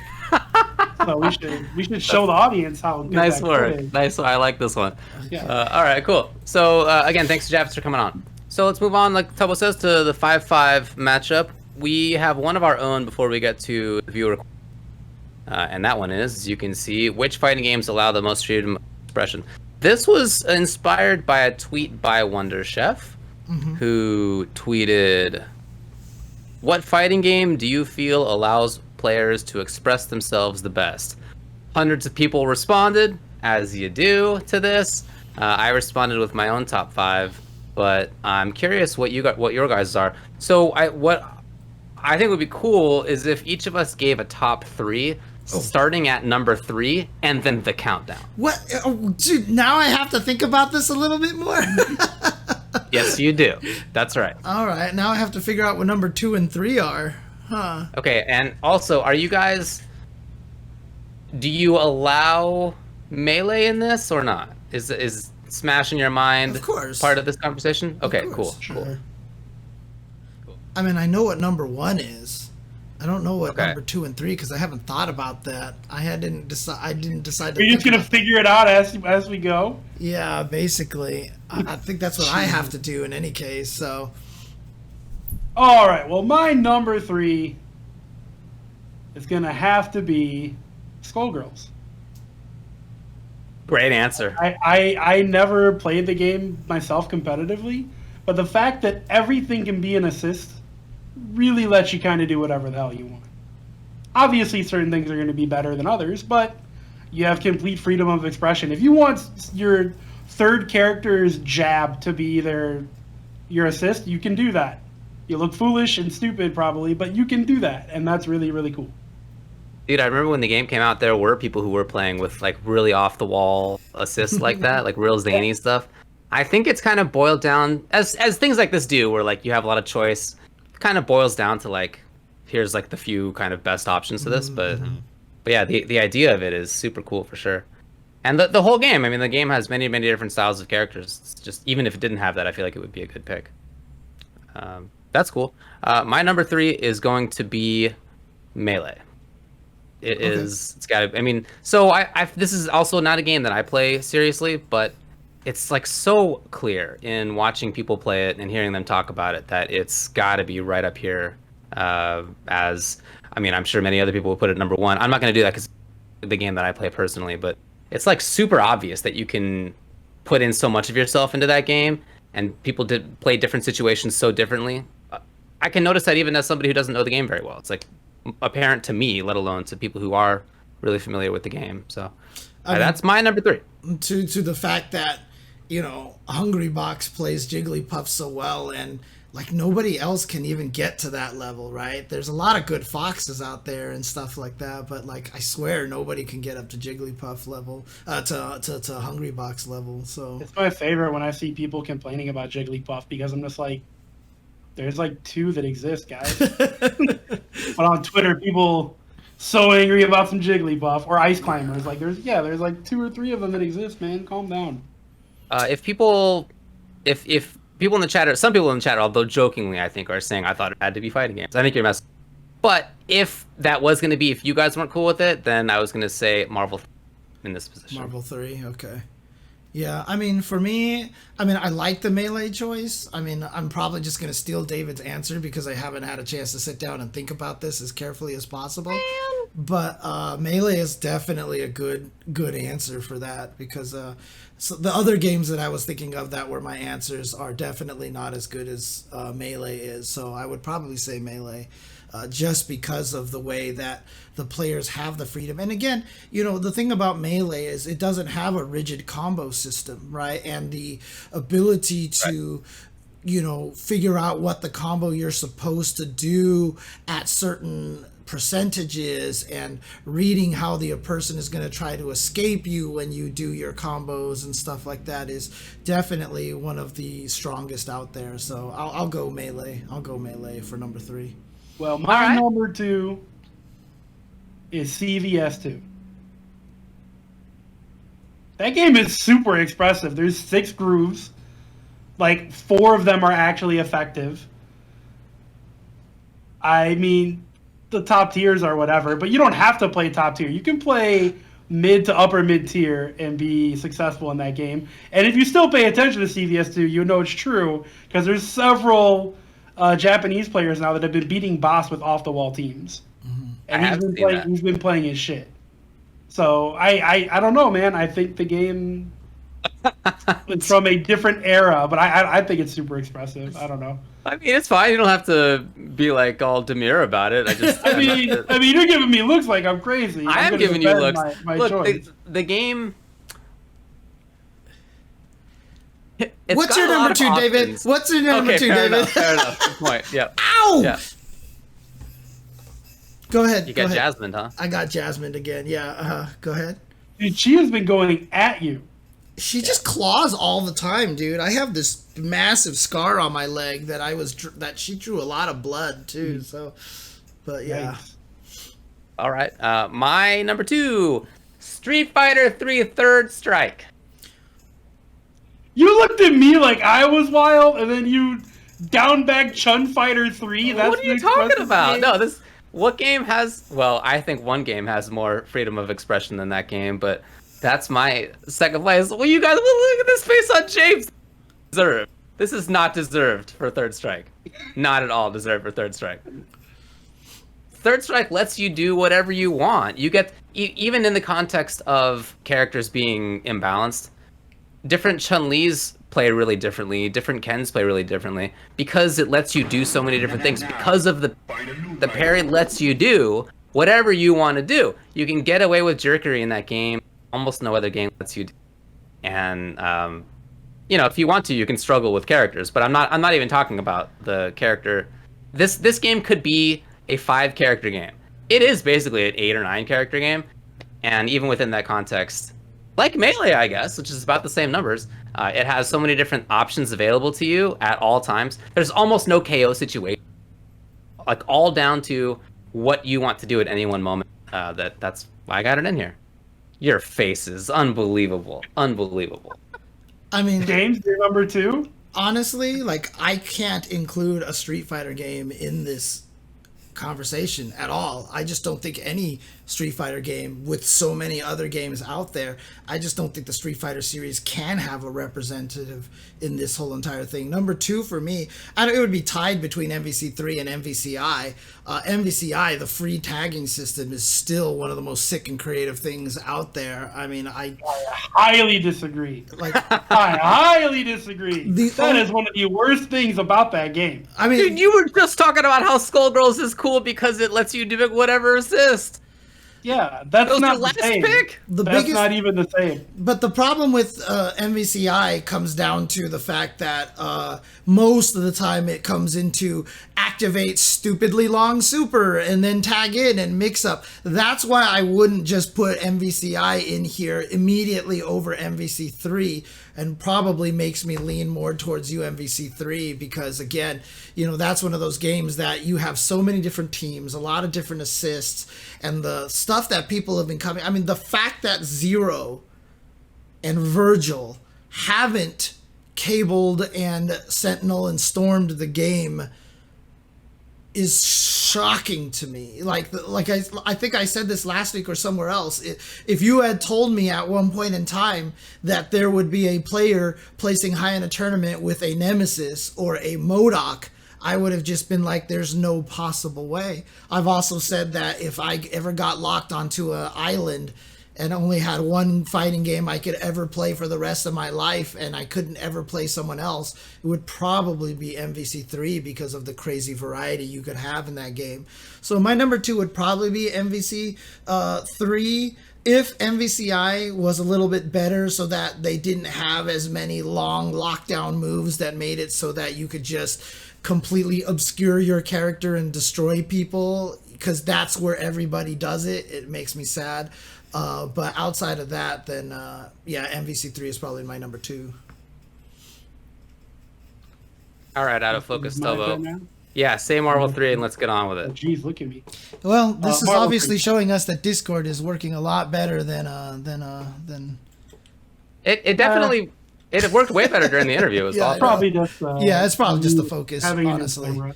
Yeah, New camera problems, man. yeah. New no camera. worries. Yeah, I I'm had the kidding. same I'm issues just when I got a new kidding. camera. I'm kidding. Anyway. Anyway, your answer is Marvel 3. yeah. James already said it all. Yeah. We're good. It's a great answer. Obviously, it's my number like 3 to 4. It's a really good pick for sure, no doubt about it. My number 1 is Killer Instinct. That's my answer.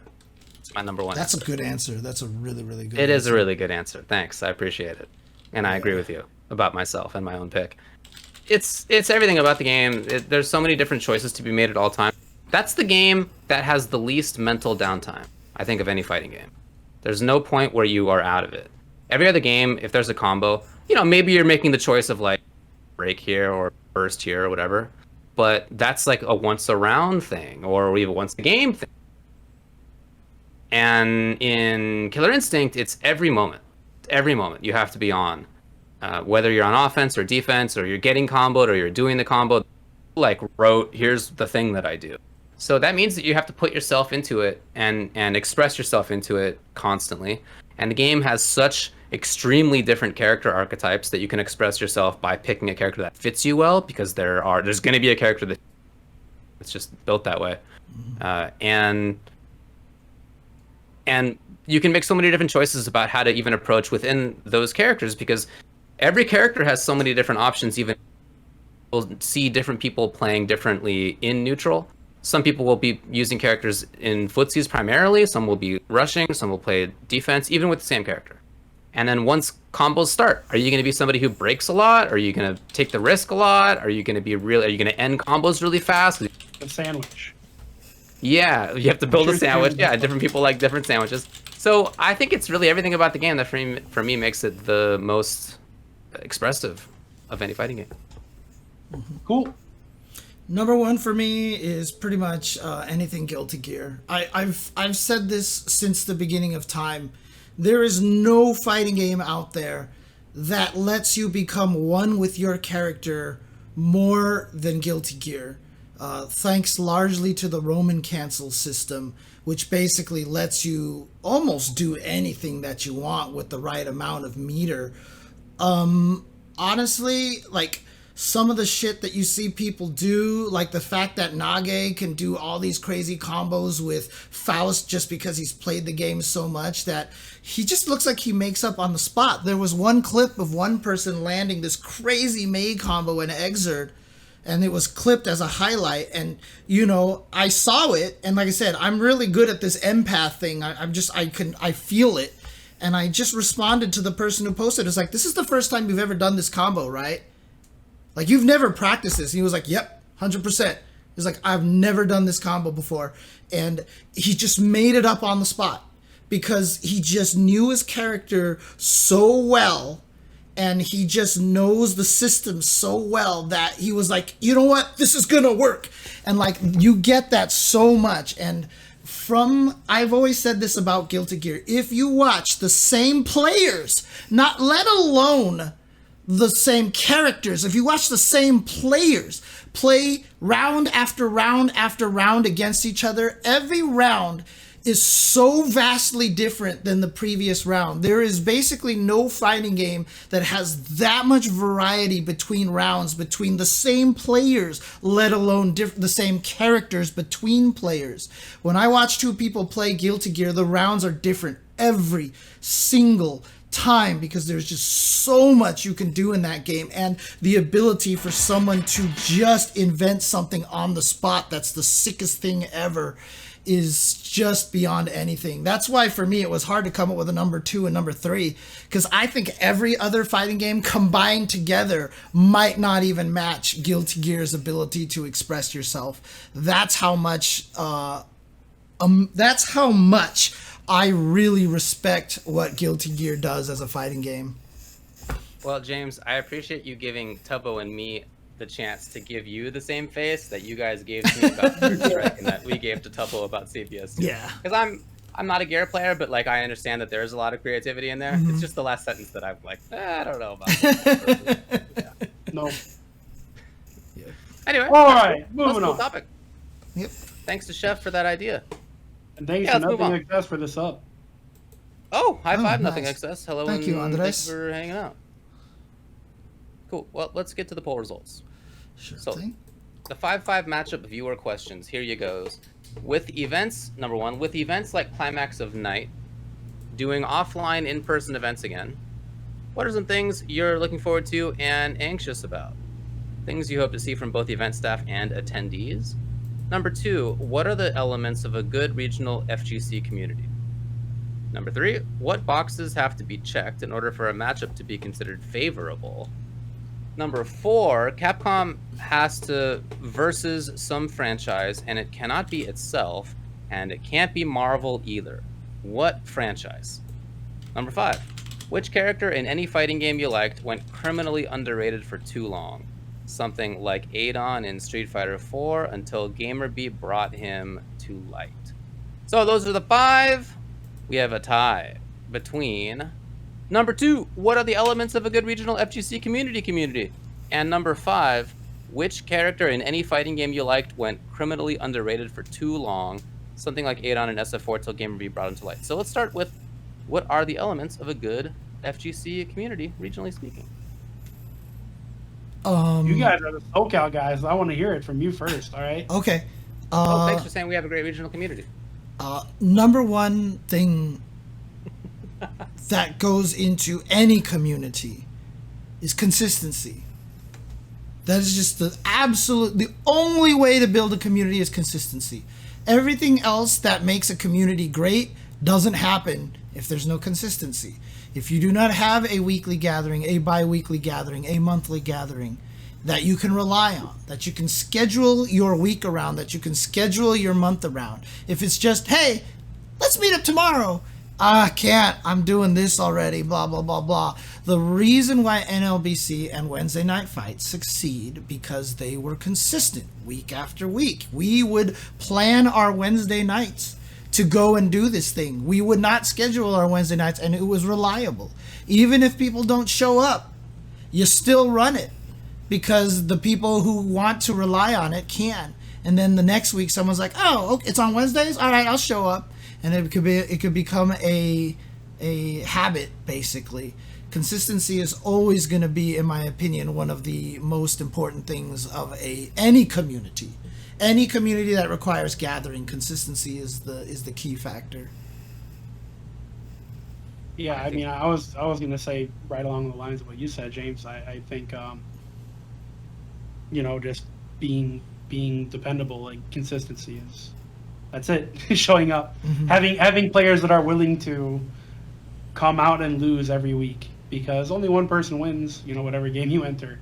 So having people that are willing to come out and get their ass kicked over and over and over again is yeah, it's important. Well, so since that's true, I mean, that's something I was going to say was, since it's true that only one person wins, and this is going to be like a fulfilling competitive experience for like just a handful of people who go, right? Like most people are going to lose.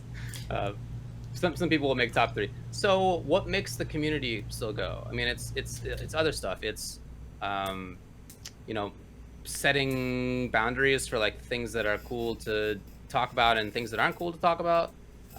It's having standards for what like people can say and do. I mean, like any other community, it's one of the most important things to have like a shared one, and not one that's like instituted in some way that feels like it's, you know, from people who are just trying to control other folks, but like to have like an agreed upon set of like, here's what we do. We don't like, you know, we're not going to be racists here. Like that kind of stuff. Yeah, is super important for maintaining a good community.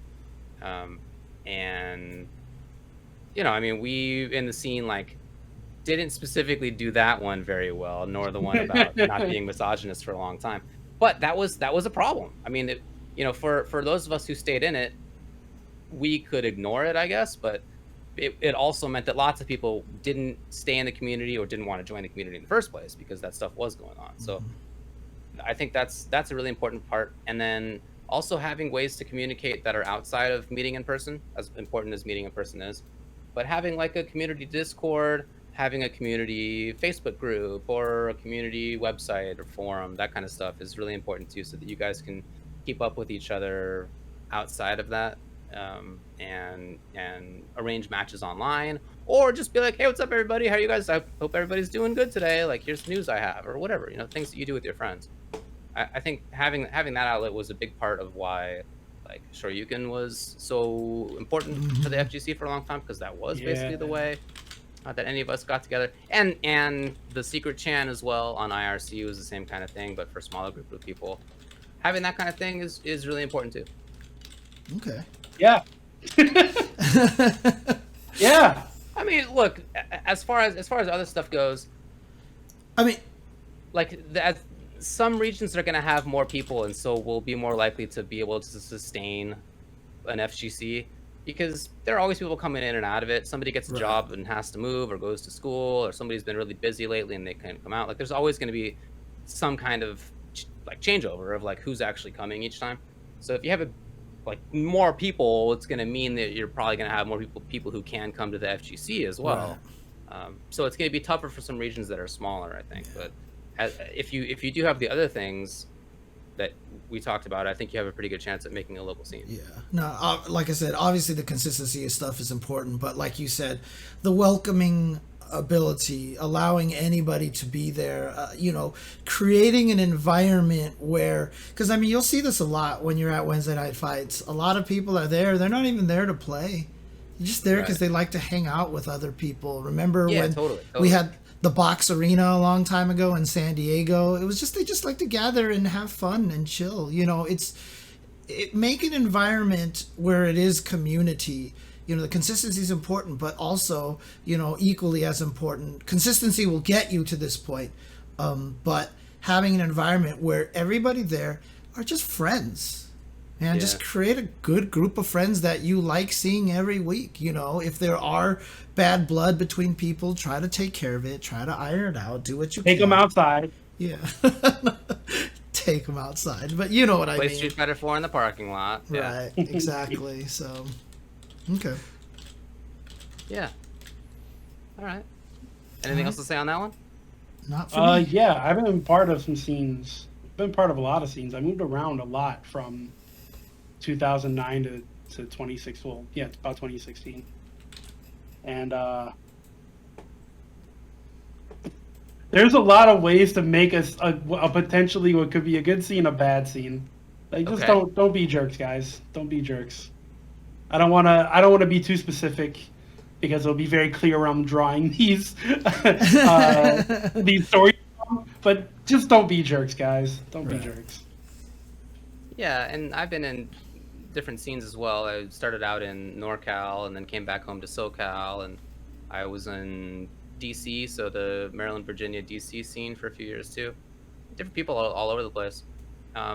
And, thankfully everybody, each scene, I guess what I would say, had cool people. Not everybody was cool, but each of them had cool people that I could hang out with and become friends with. And some of them are still really good friends of mine, even many years later.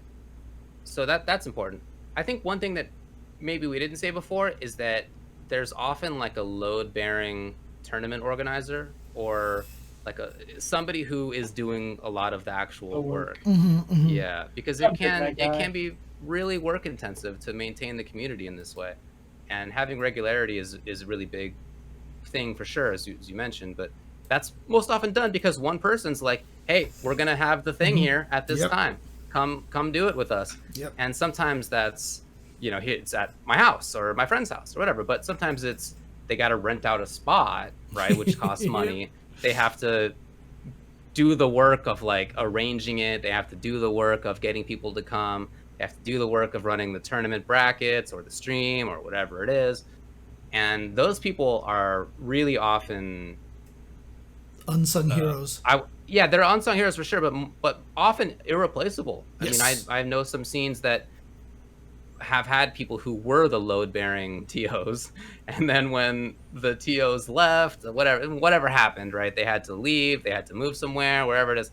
Then those scenes just kind of melted away because there's nobody else who was willing to step up and do that kind of work. So having somebody who's willing to do that doesn't mean necessarily that you're going to have a great scene and consistency and stuff. But without that, it's often pretty hard.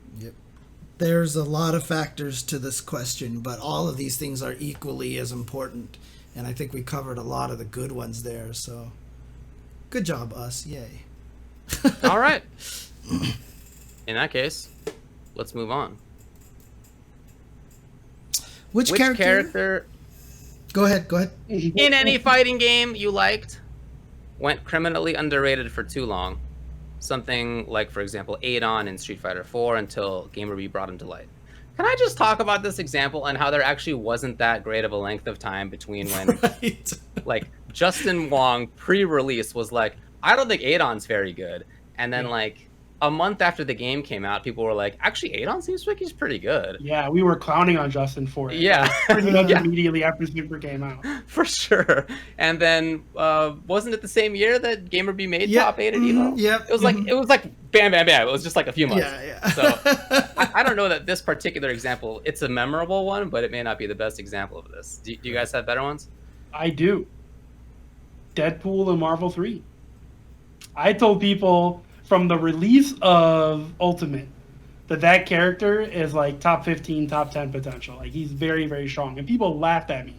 People laughed at like, no, that character sucks. If he's so good, why don't you win them? Like, well, because, I'm ass. Like, I'm like a top 32 player. Like, I'm a gatekeeper. That's what I do. And then finally, Dual Kevin made the breakthrough and was top 8 at Evo. So, yeah, I think Deadpool is a very strong character that got slept on for far too long. Is that consensus now that he's a strong character? Yeah, for sure. Most people have him in like around 15-ish or so, between 10 and 20 on the tier chart. Okay. Sounds good. Well, I think for me the standout one is that I still believe that Hakan is one of the best characters in Ultra Street Fighter 4. But I don't think anybody ever showed that. I think the closest that it came was like one dude in like Appalachia or something, traveled occasionally and did well at tournaments. And other than that, I don't think anybody ever did it. But I still think that it's true all these years later. Maybe I'm deluding myself. I don't know. And now at this point, I don't even remember the game super well. But I definitely strongly felt that way for a long time. And I really wished at the time that I had the execution to be able to do that. But that obviously coincided with me being at like the worst of my execution and hand and nerve problems. Yep. So I was not doing that. That was for sure. And I tried to convince people. I tried to convince so many people who I thought would be so good with that character. And none of them was interested. So it never happened. Still believe it. It's weird because I'm thinking about this question. I'm not sure if I have an answer for this one directly. I know I do. That's the hard part. Like, I know there's characters that I've been like, this character is clearly good, and people are like, nah, and then the character turned out to be amazing.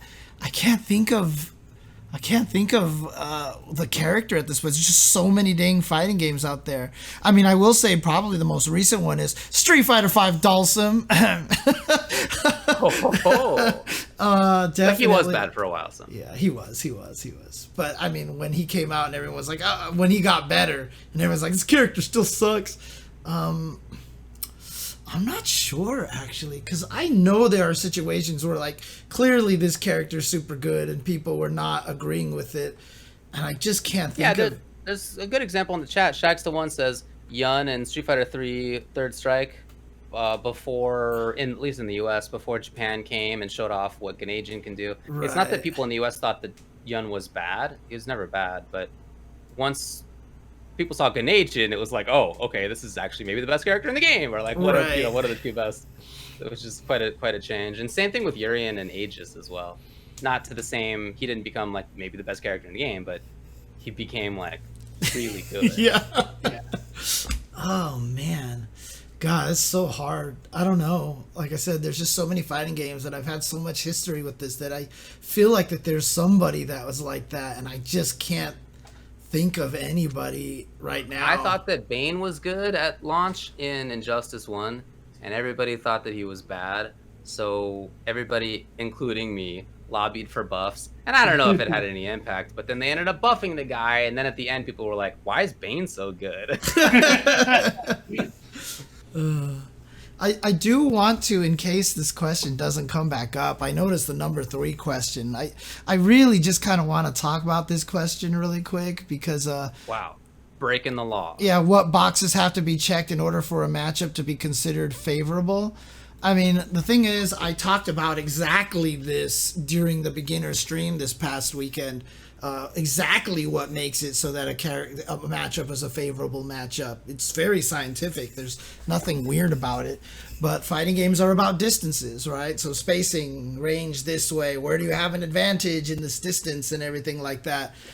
If one character has an advantage over the majority of the distances, that's what causes it, really. There's no spacing that you can put yourself at against the opponent in which you have an advantage. So there's like nowhere you can push yourself to be able to take advantage of the opponent. That's kind of how it is. You just weigh out the spacing, the distances, and how much of an advantage they have. So for example, the example I gave was Potemkin and Slayer in Guilty Gear Accent Core. Slayer wants to be at range 0 against you, but so does Potemkin, and Potemkin's range 0 is better than Slayer's range 0, so that was a bad matchup for Slayer in that situation. So that's kind of one of the ways to talk about it scientifically. I can go into it more, or you can watch the YouTube video that I put on youtube.com/UltraChenTV and watch my beginner stuff. So there you go. Very good. Cool. Well, all right. I guess that's gonna be it for this one then. If you can't think of anything else. Yeah.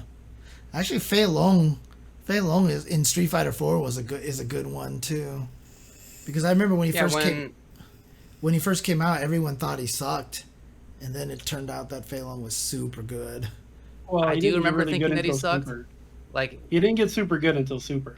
Yeah. He was good though. He got buffed for Super for sure, but if he hadn't been buffed, he would have been a pretty good character anyway. Yeah. Just that we didn't see it yet. I remember thinking, this is so stupid in retrospect, that Fei Long was terrible because Zangief Lariat could beat Rekka's. Why did I think that? Why was that important? But when I was playing against people who were using Fei, I actively remember them being like, I can't do anything in this matchup. Lariat can beat Rekka's. What are you talking? What do you mean? Just hold on and then whiff punish the Lariat. Like, it's such a stupid idea in retrospect, but that's really part of why we thought that he was a bad character. You Whatever. Southern Californians is coming up with some wild you know who stuff. I had that specific conversation with was, I believe, Eric Kim in Virginia in, well, whenever Super came out, whatever year that was. And he's a buddy of mine from when I lived in DC, Virginia, the MDVA area. And he was a really, really good player and really good in Third Strike, and then became really good in 4. And I was really good in 4 at the time. And this was like a legit conversation. Right. You can't play Faye versus Geef because what if he does Lariat? It's so stupid. Remember that. I mean, I'm responding to 16-bit, not remembering anyone playing him until late era Mago. Mago was playing him pretty early on. I think it was Super, right? That him and Daigo had the grand finals and that he won with Fei Long versus Daigo's Guile or something like that. So pretty sure Mago was using him pretty early on. He was, yeah. Yeah. And then and then Fudo happened, so and created they were really strong Americans who were doing well with him even in Super as well. I hated fighting Fei Long in that game so all much. Over the place. I learned to hate Fei Long with a damn passion in that game. He was definitely one of my kryptonites in that game. Well, it was really easy for me because all I had to do was press Lariat. All right, let's move on to community news.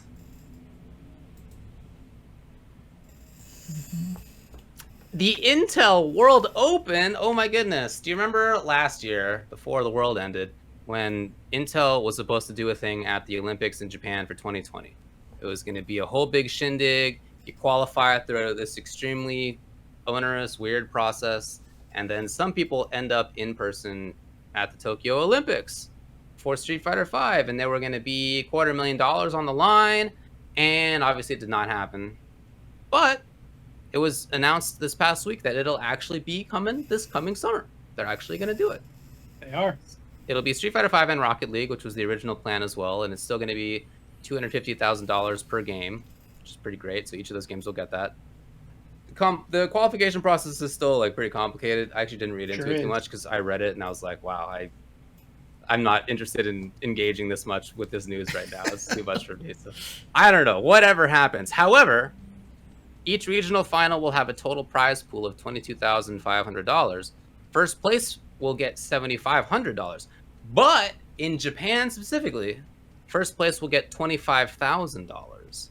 And South Korea, first place will get $8,000. So a little bit more there and way, way more in Japan. It's not clear to me that there's an in-person thing at all at this point. I think it might just be... I noticed as well. I think it's just the regional aspect of this. It's basically like regional finals. Before those regional finals fed into now you're representing whatever your country or something in the Olympics. I don't know. I don't remember. Last year. Yeah, remember they put all the tracksuits in Street Fighter V, and they were like, they're going to make the flag colors for each representative, and that didn't happen. So that didn't happen. Yeah, that part of it was a cool idea, but I mean, look, this is cool. A lot of money up for grabs. Get into that if you can. The registration opens May 15th. So play in it. However, winners won't get Olympic medals. They actually said that. Oh, sorry, everybody. That's kind of sucks. I mean, a gold medal, I'm sure, is worth quite a bit. So, I mean, they could even give us chocolate gold medals. I mean, come on, dude. Ooh, Gelt? You want to win Gelt? Yeah, there you go. I haven't won Gelt since last time I played Dreidel. The next thing, Red Bull. Same here.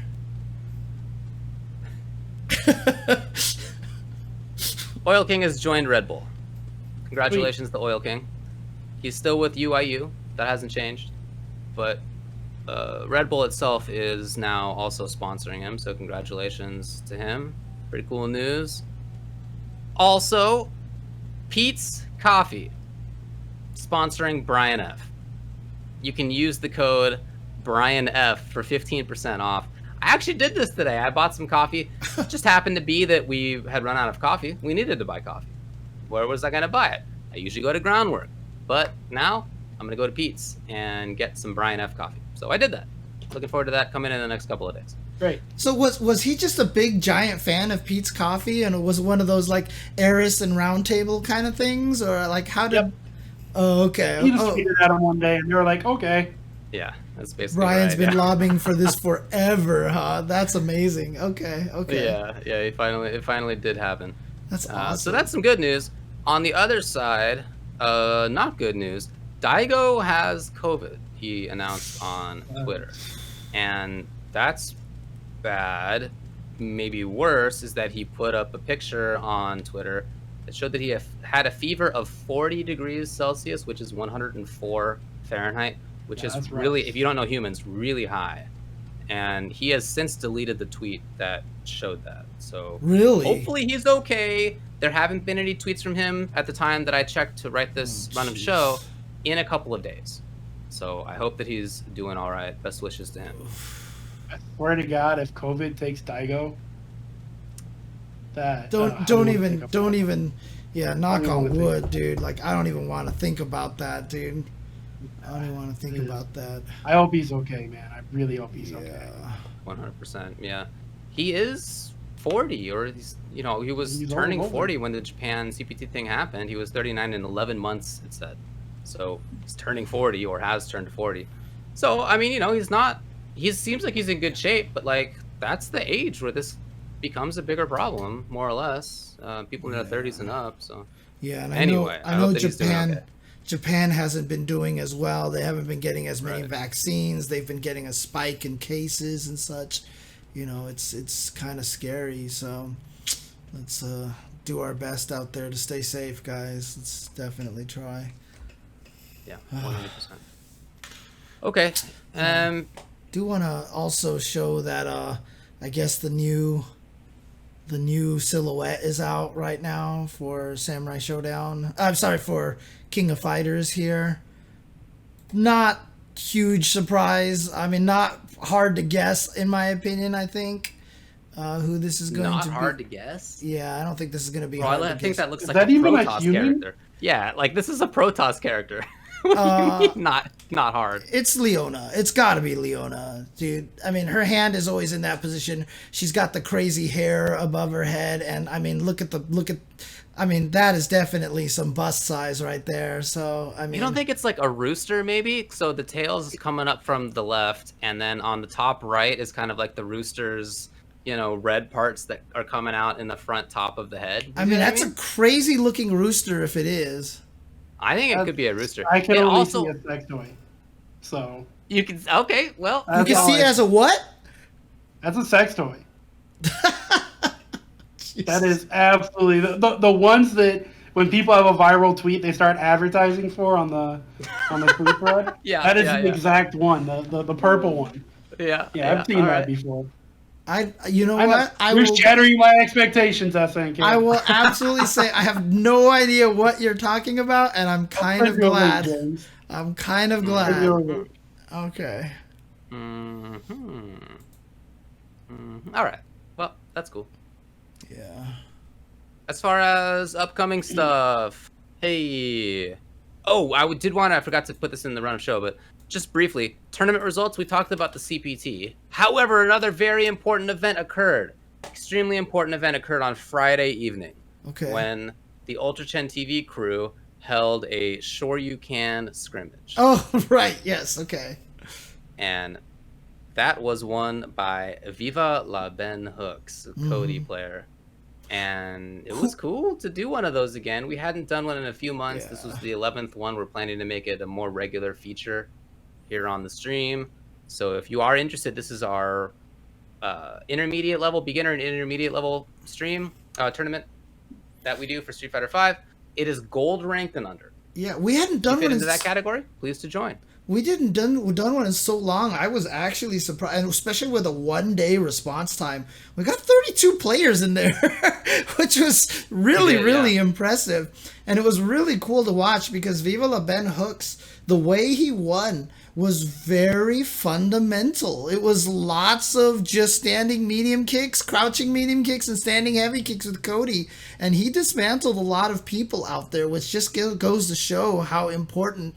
I mean, he barely used a lot of the Cody shenanigans out there. And so it was really cool to see how well he did. It's on anything. You can play it on anything. The Red Fox, we accept PS4 and PC players. Oh, yeah. Because it's cross-platform. Anybody in NA, so Mexico, US, Canada, cool with us. Yeah, no, if you're in Diamond, it's the game that we're playing, everybody. Look, we're gonna have bad net play. Sorry, that's the video. And I mean, we're thinking of potentially trying to do one again this Friday, potentially. Yeah, I'm in. But hopefully we'll be able to do that. So yeah. Yeah, we'll give you official word on that soon. Mm-hmm. All right, cool. And then as far as upcoming stuff. There's an ongoing Mortal Kombat ladder presented by Xbox. just to note this, if you are a Mortal Kombat player and you're on Xbox, you do have something to do. It's been a long time complaint for MK players that everything that happens in the scene is on PlayStation, which is almost true. It's very rare to see an event for Xbox or for PC. That's basically what everybody's been saying. But now there is something, and that's great. So it's just an ongoing ladder kind of situation, and there's a $4,000 prize pool. I also wanted to bring this up because I think it's pretty cool that they got Dream Eater to do commentary. So he's been making one of the few, or maybe even the only, Xbox tournament series for Mortal Kombat 11. He's been doing that for a while. He's been basically like the load-bearing tournament organizer that we were talking about. And he's done a great job with that, and also commentating. So congrats to him for getting the gig for this. Very cool. And then wasn't there something announced about a Twitch Rivals thing today as well? Yeah. Just gonna mention that. So Twitch Rivals today had a tweet, and in that tweet, it was comprised entirely of the tweet video saying "flawless victory." And that's it. It was like a 2 or 3 second clip. It was very short. Yep. So, presumably this means that there's going to be a Mortal Kombat Twitch Rivals, which I really hope is the case. That would be awesome. I'm all for more stuff going on in the MK scene. It's really, I've been talking about this lately. It's very busy in the Mortal Kombat community. There are multiple tournaments every single day. But to have something else and to have that kind of visibility on it, fantastic. Especially, I would say, after the fiasco of Shiva Stomp in whatever the AT&T thing was, where people who didn't know the game very well were playing against each other, and Shiva Stomp did too much work. That got a ton of views. There were a lot of people watching. Hundreds of thousands were watching that. Hopefully, something like that number will watch Twitch Rivals for Mortal and see a little bit better play. Some people are saying that it was an MKX sound clip, that Max was hinting that it was going to be MKX. That's what I'm seeing a lot here in this chat. That would be wild. Well, I mean, all the Twitch Rivals FGC events recently have been throwback games. Right. So Marvel, KI, so MKX. MKX. I would assume that's probably what's next. Yeah. Really, MKX? You guys, I hadn't even thought about this. Yeah, a lot of people in the chat were even just saying that it was MKX, and apparently Max was hinting at that. So what? We're gonna see a lot of Alien, baby. Wow, that would be, I guess, cool. I mean, people like that game. I just would be surprised. I don't dislike it, to be clear. This is not what I was thinking about. Good netcode, so I know. Yeah, it's true. Okay, I guess we'll keep an eye on that space. Yeah. Also, this weekend is the CPT Online Asia East #1, which contains Taiwan, Hong Kong, and South Korea. So good luck to everybody in that. Good luck to me as well. So. Oh, you're doing commentary for it? I'm doing commentary, but I'm also getting shot on Saturday, and with the second shot. I think, okay, yeah. So typically people use the word a or the when they're talking about getting the vaccine. Yeah. You're getting shot. What I'm getting the second shot on Saturday, and so I will be commentating at midnight. And they say the first day you're usually okay, and then it's the next day that you get destroyed. So it's about 12 hours it takes to start setting in. Yeah, so we'll see what happens. Hopefully, I won't be one of the people that gets destroyed by it. And honestly, if I do, and I'm suffering on stream, I think that'll be kind of hilarious. And two, at the same time, I think not for you, I won't, bud. I mean, I think it's actually kind of important to show that, get your shots out there and, get the shots and, so we can get back to normal life and stuff. So, well, if you need anything, I live literally 20 minutes away from there. So just let me know if you want me to rush over with Gatorade or something. I'm definitely going to bring a lot of Gatorade, a lot of Tylenol, a lot of things there just in case. So there you go. All right. Well, good luck to you. I'm glad that that's happening. Yeah. I'm rooting for, dude. None of my friends have gotten brain fog. I don't know anybody else except for me and my wife who've gotten brain fog. Now, I wish all the best for all of you, but I also thought it would be hilarious if at least one of you had another silly story about your own brain fog that lasted. Just you two dummies. It was just me and... Was it your first or second shot that gave you the brain fog?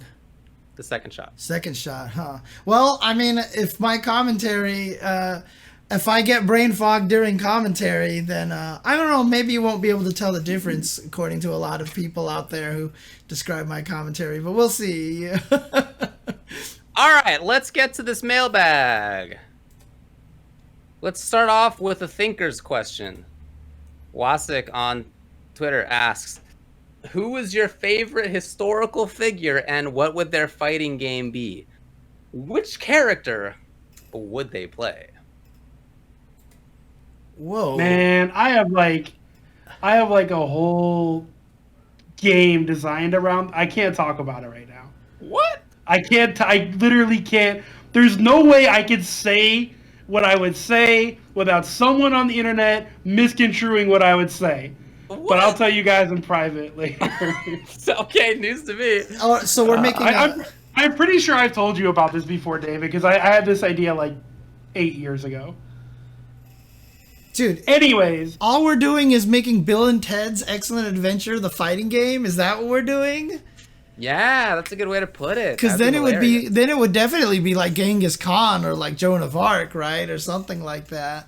I mean, based off of the actor, I would say Genghis Khan. So he's dang. Your favorite person in history is Genghis Khan? No, I'm saying from Bill and Ted's Excellent Adventure, dude. From Bill and Ted's Excellent Adventure, dude.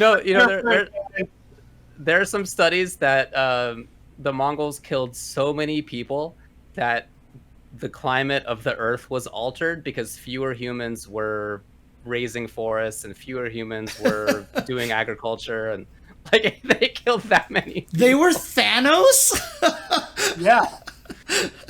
Well, not really, because Genghis Khan himself was repopulating the Earth at the same time. Dude, that's for sure, yeah. That dude had like thousands of children. Oh my god. I mean, honestly, like what? We could have Beethoven, and he would fight with like sonic screeches and stuff like that because he'd have to be a bat, like because he's deaf, right? So, Dang. Well, no, this is which game would be their favorite? Oh, which game would be their favorite? I see. Yeah. Okay. And which character would they play in it? I mean, look, Andrew Jackson was already in a Samurai Showdown, right? I'll just have to clear that out. Your favorite historical figure was Andrew Jackson? No, it's not my favorite. I'm saying he exists. I'm saying he existed in a fighting game. I'm just saying that's already happened. I'm putting in my resignation for UCTV. Seriously. Oh man. Oh man. Who is my favorite historical figure? Yeah, that one's impossible for me to answer because I feel like I change my mind like every week on it. One that I've been reading lately is Thomas Paine, who's my favorite founding father, because he didn't own slaves, high five, and which was rare among that crew. And he went to a couple of revolutions to try to get things going, and he was just a big caustic jerk as much as he was like a great writer and had some great ideas and was in some ways kind of like a forerunner of like kind of like left libertarianism, kind of left socialist libertarianism. I like all that a lot, and I thought he was a good writer. I think he would enjoy just playing zoners. I think he would be a zoner player because he really liked pissing people off, and I think he would just play to frustrate everybody, and that he would enjoy himself just by being a dick. God, that's a good one. Someone actually started bringing up some names that it just made me think maybe one of my favorite historical figures might be a Romance of the Three Kingdoms character. Ooh, okay. I mean, the problem is my favorite character in that whole entire storyline is Cao Cao, and he's definitely kind of the evil jerk. So I don't know. Now I have no excuse here. He's kind of What's going on over there? Yeah, I know. Maybe I'm trying to like live out some weird like fantasy of being too nice all the time, and I want to be an asshole or something. Either that or what are we considering historical figure? I mean, could we count Bernie Sanders as a historical figure? Well, no, because that's present. That's not history. I mean, he kind of is, right? I mean, he's part of both, but right. I would say living humans living in the present don't count. But I was thinking more along the lines of like Jimi Hendrix. Mm. Okay. Yeah, I mean, I would like John Lennon to be in a video game so I could beat him up. hey, what the heck? I was just about to say I would like to see John Lennon because John Lennon's awesome. Why would you want to beat up John Lennon, dude? You should look into John Lennon's past, dude. Dude, I know all about John Lennon's past, dude. I know. Dude, he beat his wife. Did he? He beat his wife, dude. That or James. John isn't my brother. James. Not like lead singer for the Beatles. Like that's who we're talking about. Right? Yeah. Yeah, he beat the shit out of Yoko Ono, dude. Did he? When did I didn't? He was openly misogynistic. Huh, he said that's some real weird. questionable shit about wars and race. Like he was not a good human. Interesting. He made beautiful music. Right, He made yeah, beautiful music, and I love the Beatles. But holy shit, Yeah, John Lennon no, was I don't too think it many would have been Yoko. It would have been his No. first wife. It would have been his first wife, not Oh, Yoko. Cynthia. Yeah. That was Cynthia. That's Yeah, okay. I was about to say when you said Yoko, that kind of threw me off for sure. Yeah. that dude sucked. Man. That dude sucked. Well, the Beatles are amazing, but for The me, Beatles, yeah. I would also think about maybe someone like Bruce Lee. I think would be a cool Bruce one. Lee's a great, yeah. Yeah. Yeah, I just think the term historical figure is too broad. I need to Yeah, narrow that down. it's right. It's impossible to pick, for sure. All right, let's move on. So, EX Casmer on Twitter asks, "What if Super Mario had a gun?" If he had bullets to go along with that gun, that game would go a lot faster. So, I mean, it's completely open-ended. It's completely open-ended here. There's no point to it other than what you want to make out of it. Yeah, what if he didn't have Game bullets real in that fast. gun? He just had an empty gun. It's just a chamber. I mean, How do we know he doesn't own a gun? He might be Maybe. pro NRA. We don't know anything He's a about gun Mario. owner. Mario. You guys don't know. have Yeah, we you don't know not anything about Mario. have you not seen the Fire Flower? I mean, kind of does, right? In Smash Brothers, he can pick up a super scope. He can pick up all those lasers and stuff like that. True. We don't even have to imagine it. We've seen it plenty of times. So I just don't even think that there's nothing left to the imagination at this point. Mario, keep that thing on him. Mario has had guns forever. Do you think that he would use his guns to take over the Mushroom Kingdom? Would he commit a violent insurrection against Princess Peach? You know, she's turned him down so many times. You think that eventually that turns into him? Turn him down. Dude, Yeah. have you... When did Peach ever turn him down? She's throwing it at him. Dude, she freaking straight up, spoilers, she straight up rejected his marriage proposal in a recent game. Did she? Like, Oh, straight good up. God, Mario. Just Yeah. straight up, like, no, not right now. Dude, I was Please. thinking like the end of Mario 64. She gives him the kiss on the cheek, everything as well. You know they're going in the castle after that. They're going to handle business. They're going to do what grown folks do. I don't think so. I think that's never I happened guess for Mario. not. I guess. Yeah. I guess. think it's I Mario's mean, never had- there's never always the consummated joke out anything. there that, you know, she was kidnapped by Bowser again, you know, and Mario's just Yeah, completely that's true. oblivious, right? So, never know, man. You never know. Spoilers in the in a It's a video Mario game. game. With the Mario storyline of video games. Listen, man, it's important. Well, to be fair though, Miyamoto said every Mario game is just a play that they're acting out. Right. Yeah. So Mario 3, you can see it's like very intentionally designed that way. Everybody knows that. All right, let's move on then. What if Super Mario had a gun? Well, he already has a gun. And in my head, he overthrows Princess Peach with it. all right, Insurrection Mario. Yeah, he's an That's a insurrection. special edition Pop Oh my Toy God. coming out. Insurrection Mario. He has a That's red one of hat his- on. He the does have the special red hat. He already. Oh, no. I mean, Mario 3, Mario. Mario 3's whole intro is like it's setting up a play, right? So, I mean, Right, yeah. yeah. All right, great answers, everybody. Okay. Do it. Hex Maniac on Twitter asks, which fighting game character got the best toes? I'm not answering this question. You got to answer this question. I'm I'm You're answering. on the Ultrachen mailbag on the Tuesday show. Arbiter in KI has the best toes. He has like 4 of them. I'm going to answer this question Zangief, because he clearly has the strongest footsies. Because he plays the most footsies. There you go. That's my answer. Wow. Well, I'm going to be a jerk about it, too. My answer is Kappa Honda with his nice little webbed feet. It looks like he can swim real fast. Those are effective toes. They're the best toes. Best toes. Nutacon asked, thanks for the input. with a late mailbag, why does the FTC have a foot fetish? Well, Nutacon, let me tell you. Yeah, it's not the FGC. Oh, man. It's a lot bigger than that. Everyone loves feet. Thanks for approving our feet preferences. All right, on Discord, Zisu asks, which series will be the last to get official rollback? Smash Brothers, because Nintendo is going to Nintendo, or Tekken, because Harada thinks he already has rollback. Well, funny thing about that, they're both developed by Namco. So who knows when either of them get rollback.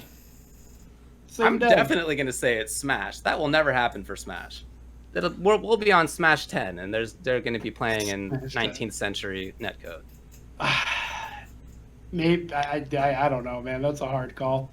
Which series is getting a game next? I bet Tekken is getting a game before Smash. Yeah, but also Tekken 7's been out for like half a dozen years. That's what I mean. Like, that game is old. Yeah. So we'll see. We'll find out soon. For the next couple of years. Yeah, Nintendo hasn't figured out online at all yet, right? I mean, their online has just been abysmal in all senses. I mean, we still have friend codes, so, expecting rollback anytime soon, But also, they just added NetPlay to Mario Party on Switch. That's right. Yeah. And it has good netcode. Does it? It's not rollback, but the netcode is good. Yeah, it's good. Have you played it? I've watched lots of people play it on Twitch. I feel like that would be particularly really fun the 10-0 crew. I was about to say, didn't they do a Friday Frenzy on it? They did do a Friday Frenzy, and Seg stole a win. Oh, wow. Seg got very lucky. I'm thinking about getting that game, because I haven't played a Mario Party in a really long time. It looks super fun, and I'm jealous of everybody that has a Switch and can play with their friends. Yeah, I think it'd be cool to play. Dude, did you see that new game that Nintendo's coming out with? It's like Mario Maker, but for anything. Yeah. Yeah. Dude, that game is going to be dangerous, dude. Like, me and Olaf love that kind of thing. I didn't buy Mario Maker 2 specifically because I didn't want to die, like, of starvation and just wasting away into a shell of a former human. Olaf is like, we are going to buy this game and we're going to stream it for like 12 hours straight on the first day just to find out all the shit we can do. And I am so scared of this game, you do not even know. I do. You should, because there's big content money in Mario Maker 2. It really is. My wife and I watch Carl Sagan 42 videos. Dude, every time I hang out it's amazing. Every time I hang out with Olaf, we're watching Mario Maker 2 stuff, and Carl Sagan's one of them, dude. Yeah, he's hilarious. There's big money in that stuff. Yeah, dude. Big money. Carl Sagan's big awesome, YouTube money. Dude. He's amazing. He is an amazing streamer, dude. He's so good. Yeah, for sure. But yeah, this new Nintendo Garage thing, dude. Oh my God, this looks like it looks terrifying, dude. Like, I just think it's funny that Nintendo was like, "Fuck it, make your own Mario game." Yeah. And now they're like, "Fuck it, make your own video game." Yeah. Well, the craziest thing about Mario Maker 2 is the extent. Like, if you guys have not jumped into the Mario Maker like rabbit hole, like, dear God, the shit that people can come up with, so that when you enter a room, like, 5 different things can happen depending on what state they want it to be in. And it's wild how they do it. And because Olaf has looked into a lot of this, he'll explain a lot of it to me. And it is like the fact that you will come into a room, but they'll purposely make it so that the switches are red and that you are mushroomed. And so if you die and come back into the room, the the switch is always by default to blue or something, and if you come out as small, that will create a completely different scenario because a block can actually produce a mushroom that will move as opposed to the fire flower. Or, dude, like, the shit that they do in this game is ridiculous, and it's like, that's another reason why I'm kind of glad I never got into it, because like I was just like, there's just so much and I just don't want to get lost in this. Like I feel like I would be like in The Legend of Korra, I'm just going to be in like this giant pit of fog and get lost forever and forget who I am and where I am on this earth, dude. It's like, first and foremost, spoilers. Secondly, did you not hear David? Big YouTube dollars, James, okay? Big YouTube dollars. Big. You could be a hundredaire in no time. to play the games, right, but to make them on stream, not as much, right? So, well, you got to have a mix, of course. right, yeah. All right, and then the last question of the night, Deadeye Dave on Discord just wants me to review the Empress flat hitbox that I got because I have had it at this point for a couple of weeks, especially compared to my own split boxes. Well, I'm sorry to say that I have not made that yet. I'm planning to do a whole stream on it and a YouTube video on it to have more detail, but extremely shortly right now. It's amazing. Please check out the Empress. Love it. It's designed extremely well. It feels fantastic. The layout for me is not exactly what I want because I want to have the thumb up button a little bit closer to the rest of the fingers. So it's just a little bit different for me. But as far as like people who are accustomed to the regular hitbox layout on a stickless like this, I think it would be amazing. It really feels super, super good. It's at the same time really thin and easy to like carry around, and also like weighty enough that it's not going to go slipping and sliding. And the buttons feel really, really good. I love how they feel. So Portable too, man. That thing is Great going to work. be so Yeah, it's portable travel as well. friendly. I Highly almost recommend want to it, see but- if someone can create like a joystick attachment mod that you can put on top of the buttons just in case, you know, to make it work. But that would probably cost more than the joystick itself. I surely would. Yeah. But yeah, anyway, I love it. I do not have the junk food micro. That would be cool to check out as well. So I can't compare them directly. But I really, really like it. Like I said, I'll do a stream and Dude, you video should on that. just in the hit up. future. You should just hit up these guys and be like, "Hey, I can do reviews for you. Send them to me, you know, and get a free copy of it or something like that." Well, you know. Or you just prefer supporting them, basically. I mean, I'll make the video shortly. That was a weird laugh. Okay. All right. Okay then. I will not ask. I will not. I don't have anything to hide. It's not being weird. I'm not All right, that's it. I don't have anything else in the mailbag.